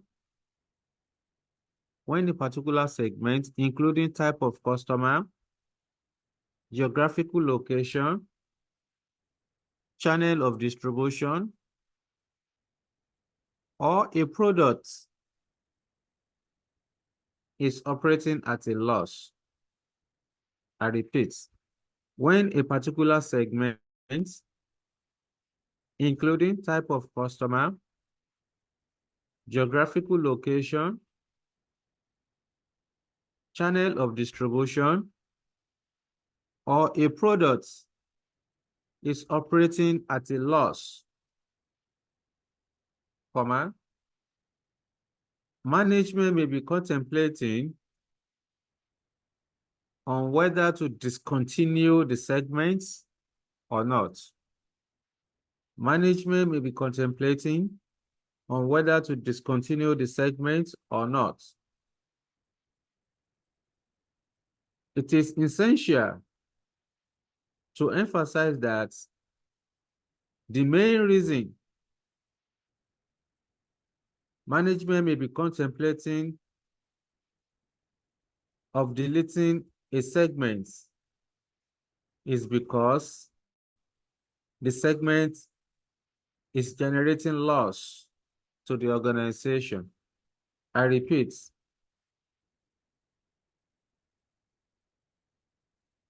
it is essential to emphasize that the main reason that the management may be contemplating of deleting a segment is because the segment is generating loss to the organization. It is therefore important to analyze the segments considering the quantitative and qualitative angles before the final decision is taken. I repeat,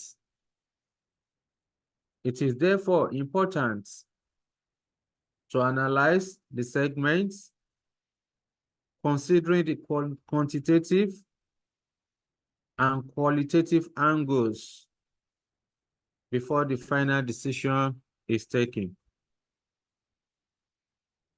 Okay? Now, those are short notes under the deleting of a segment. Let us explain. Remember what I just said, that under the deleting of a segment, you are going to look at your decision-making in two perspectives: economic angle and then the qualitative factors. So let's talk about each of them. You are right in place. Subheading. Subheading, economic angle.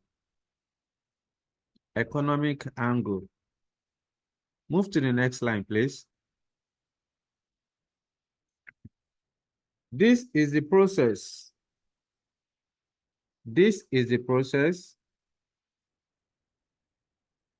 of comparing the cash inflows of the affected segments. This is the process of comparing the cash inflows, that is sales value, of the affected segments with the associated relevant costs. With the associated relevant costs, that is cash outflows,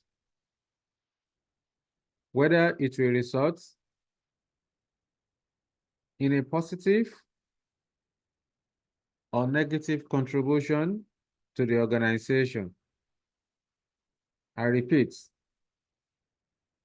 the quantitative angle involves the process of comparing the cash inflows, that is sales values, of the affected segments with the associated relevant costs, that is cash outflow, whether it will result in a positive or negative contribution to the organization. Using income statements or contribution margin approach. Using income statements or contribution margin approach.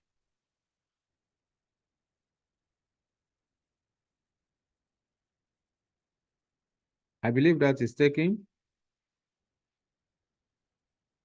However, when carrying out the economic analysis,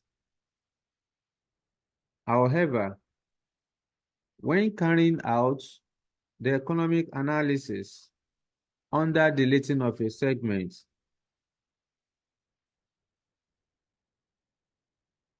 focus should be given to, or consideration should be given to the affected segments.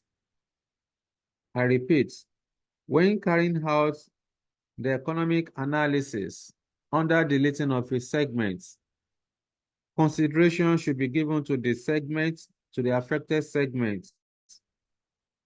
Consideration should be given to the affected segments. So this means that other profitable segments should be ignored because you don't have anything to do with them. It is that affected segment that the management is contemplating of discontinuing. So other segments that are profitable, you don't have anything to do with it. So whenever you have any question under deleting of a segment, you should focus on the affected segment that the management is contemplating of deleting or of dropping. All right. So other segments that are profitable, you have nothing to do with them. Just ignore. Okay. So now, How do you carry out your economic analysis? How do you determine profits, positive or negative contribution? Okay, how do you determine the positive or negative contribution? So let me write it out for you. Let me give you the formats. So when you want to calculate positive or negative contribution,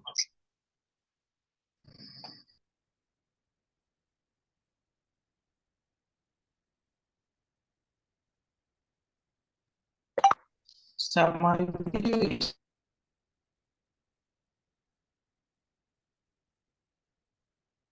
okay?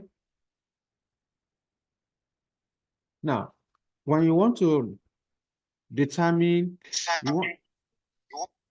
sir, my video is stopped. I can't see what you are writing. you are not seeing it. Okay. Yes, sir. Let me stop sharing and share again. So please mute yourself.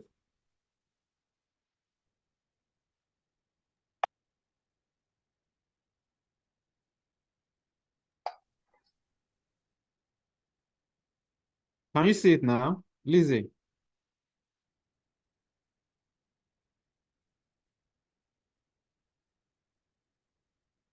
Lizzie, can you see my screen now? Yes, I can see now.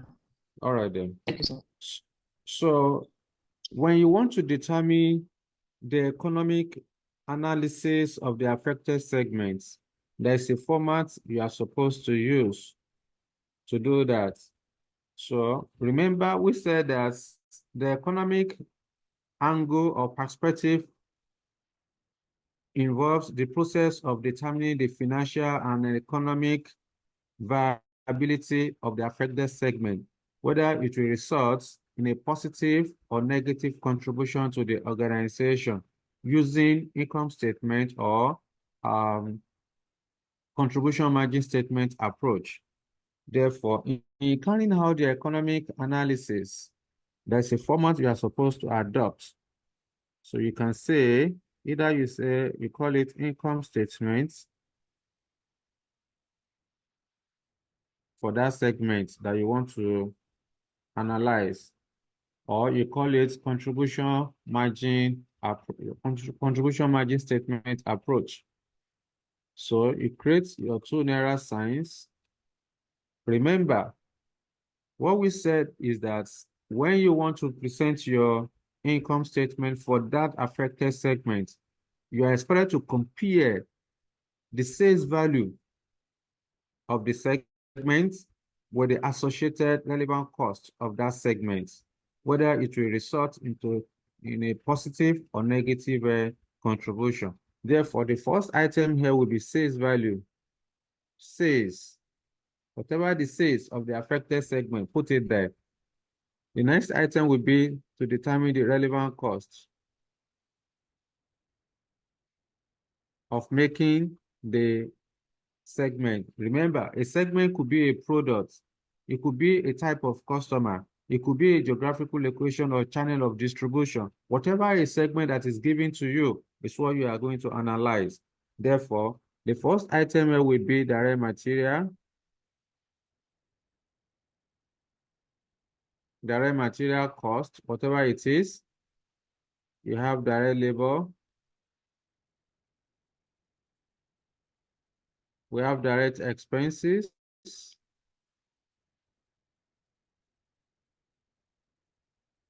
We have variable overhead.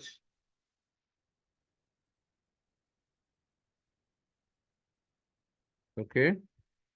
You can have direct slash incremental slash specific slash attributable fixed cost.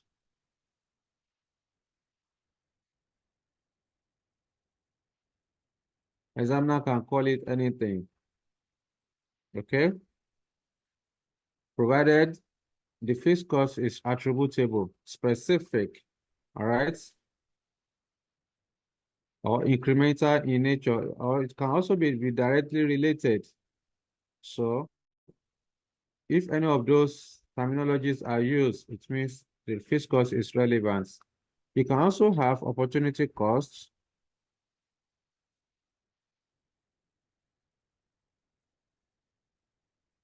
Okay, you had it.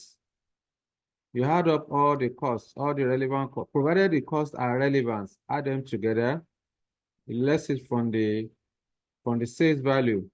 This will give you either a positive contribution or a negative contribution. This could be positive or negative contribution. Okay, so at this point, this is your economic analysis. At this point, you will need to make a decision. So we then say decision rule.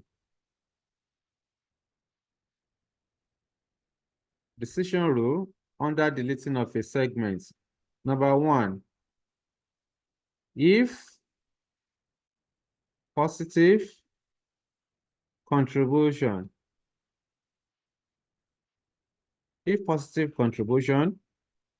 do not delete.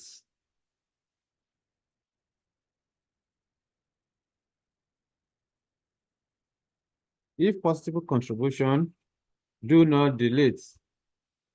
Let me go further. This is because the segment is contributing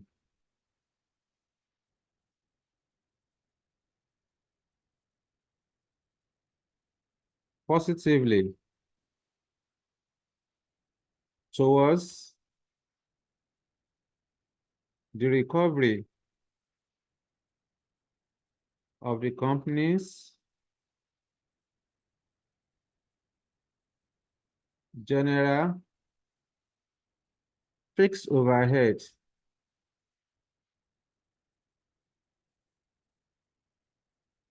and net profits. So once you have a positive contribution, once your sales value is higher than your relevant costs, your advice should be that the company should not delete the segment because the overhead of the company, the general fixed overhead of the company has already been incurred. So if you delete, if that segment has a positive contribution, it means that the segment is contributing towards the recovery of that company's general fixed overhead and net profit. So you don't delete a segment that is contributing positively. That's the bottom line. Then number two,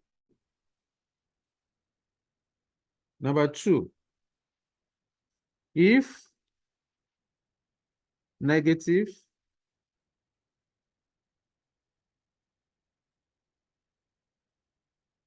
contribution,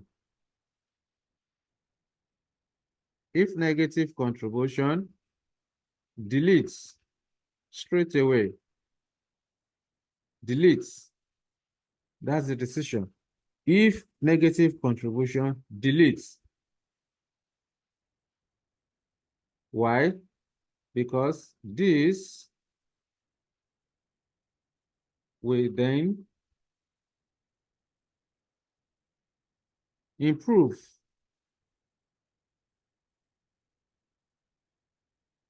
the overall net profits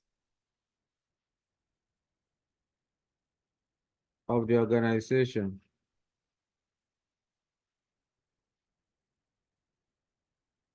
Okay, that's that. Once you have a negative contribution, you have to delete the segment. You have to drop the segment. You have to discontinue producing it. Because once you do that, once you delete the segments, you will see that the net profit of the organization will improve. Because a negative contribution, a segment that is contributing negatively will depress it's not contributing anything towards the recovery of the company's general fixed overhead. And also, a negative contribution will depress the company's net profit. So if you now delete it, that net profit will improve, will increase as a result of that. Then finally, number 3,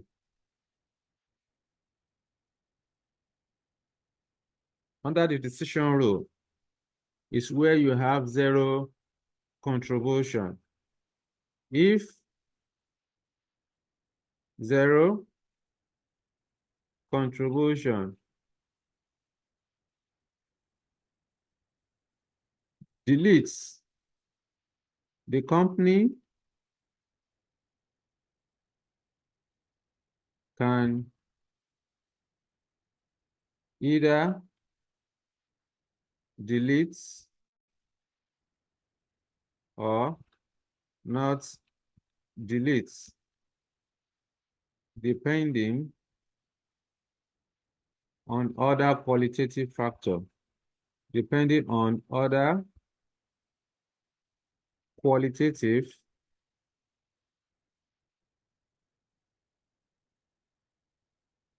excuse me,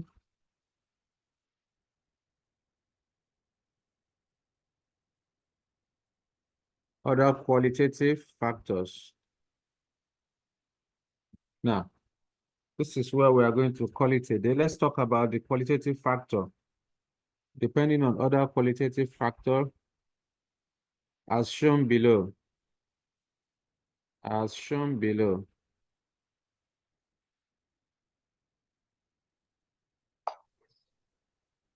So by the grace of God, in our next class, we are going to solve question under this.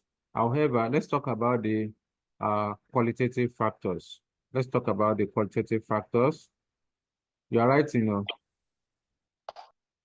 You are writing. You are the one that will put it down. Are you ready? We have 5 minutes more to do the qualitative factor maximum. Remember, we started with quantitative perspective. So you are writing on subheading qualitative perspective or angle or qualitative factors, however you want to put it. Okay? You are writing.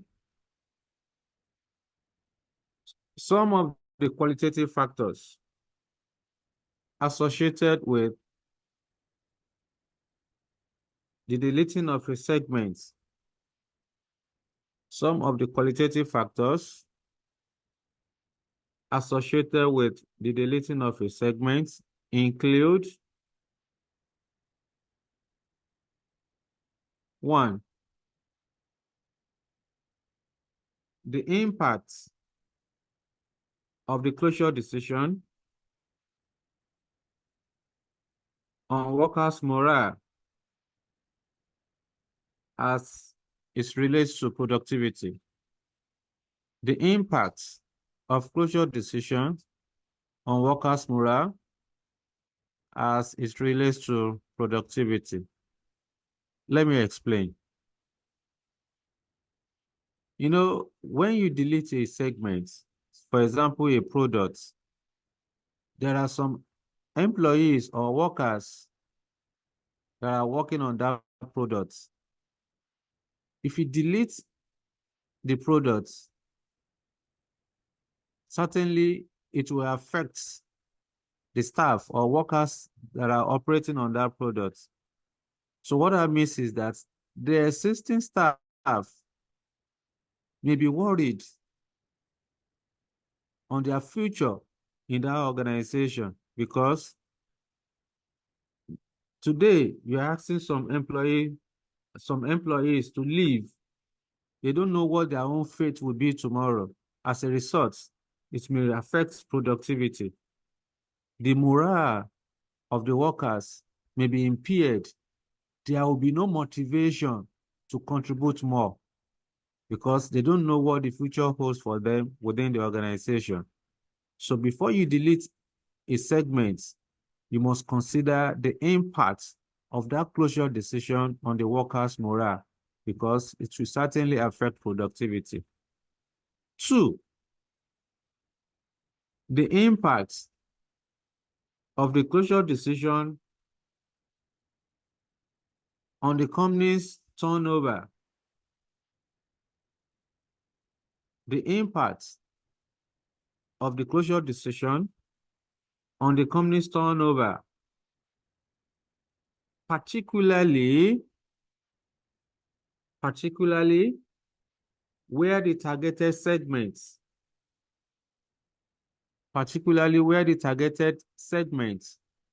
is jointly demanded with some other products of the company. Particularly where the targeted segments is jointly demanded with some other products of the company. Okay, so you need to consider the effect of that closure decision on the company's turnover. Say, for example, you have product A and B, and product A and B are jointly demanded. Jointly demanded means that a joint demand is a product that will be used together. All right. For example, marker and board, pen and paper. Board will be useless without marker. Marker will also be useless without board. So they are jointly demanded. Now, if one of the two joint products is being deleted, it will affect revenue on the other one, on the subsisting one, because customer will generally go to a competitor or go to the company that has, where they can see the two buy at the same time, not one of the two. So the company must consider the effect of that closure decision on the company's turnover, particularly where the targeted segment is jointly demanded with the company's other products. Number 3, we also need to consider the effects of the closure decision on the company's reputation. The effect of the closure decision on the company's reputation. Let me explain also.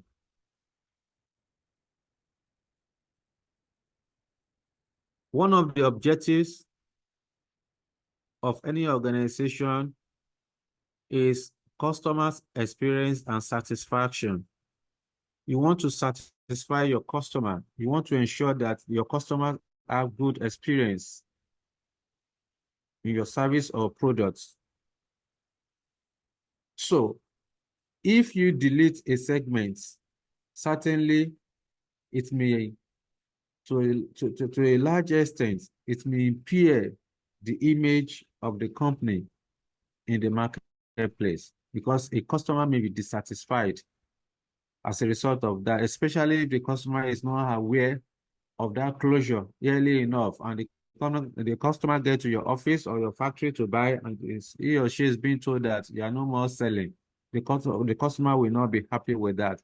It will not end with that customer. The customer will also tell his friend or colleagues or neighbor that this is my experience today. That is how it will continue to go around. And before you know it, the company will be turned to a bad organization. So you need to consider, before final decision is taken, you must consider the impact of the closure decision on the company's reputation. Also, next, the perspective of the company's shareholders on the closure decision should also be considered. The perspective of the company's shareholders on the closure decision should be considered. Now, this is particularly important, especially whereby the segment to be deleted is introduced by a shareholder. It's as if you are turning down, or you are jettisoning the idea of a shareholder, especially if it's a shareholder that has a significant influence in the organization. There may be trouble. There may be trouble.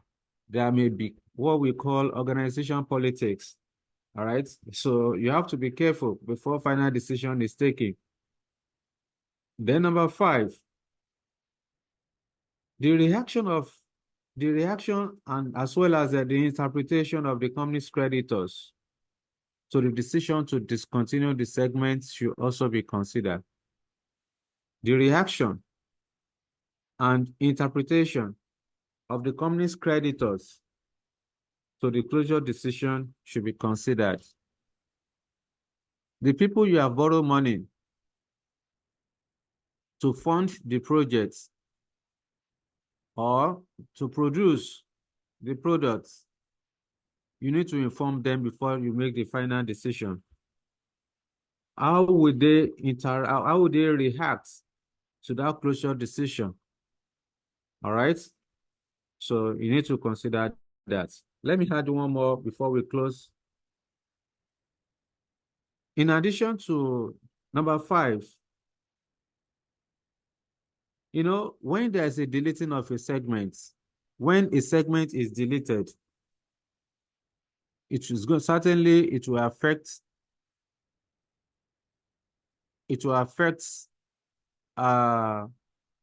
some staff. Some staff may be laid off. So as a result, if the staff are laid off, it doesn't mean is the company going to,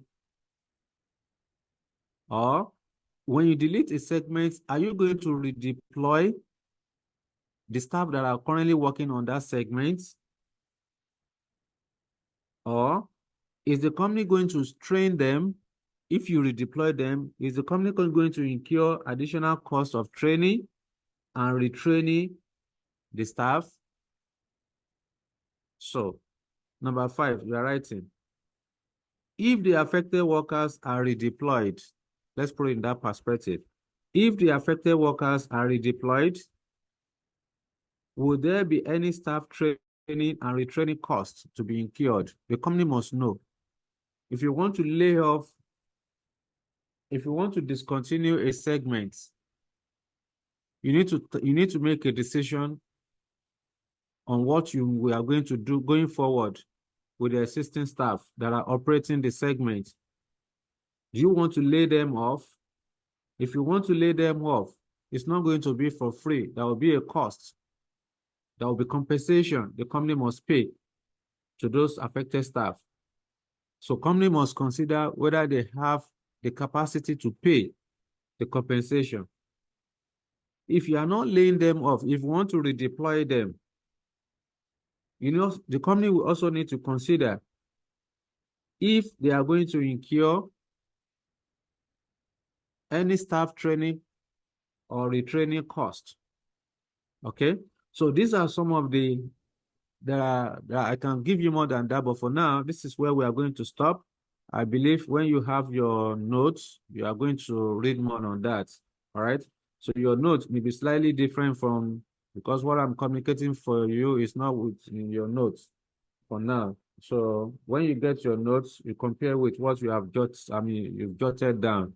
And yeah, so this is where we are going to call it a day.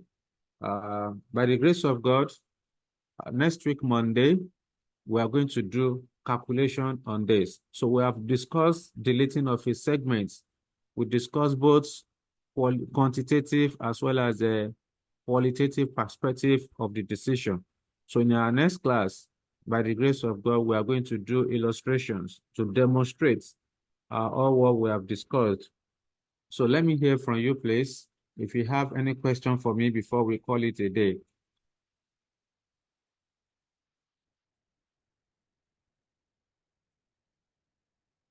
Any question?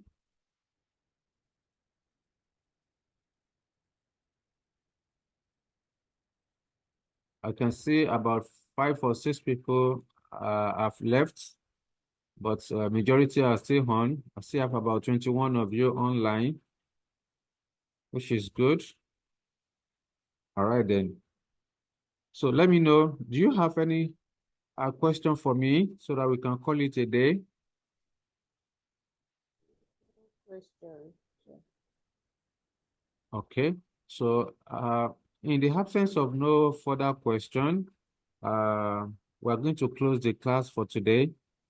By the grace of God, next week, Monday, I will have you again when we are going to be solving illustration under deleting of a segment. As soon as we are done with deleting of a segments, we are going to start make or buy decision. I will explain all the principle under make or buy. Then if you still have time, we solve questions. Okay? Thank you guys for your time and understanding. See you next time by the grace of God. Good night. Good Thank night, you, sir. sir. Thank you, sir. Yeah.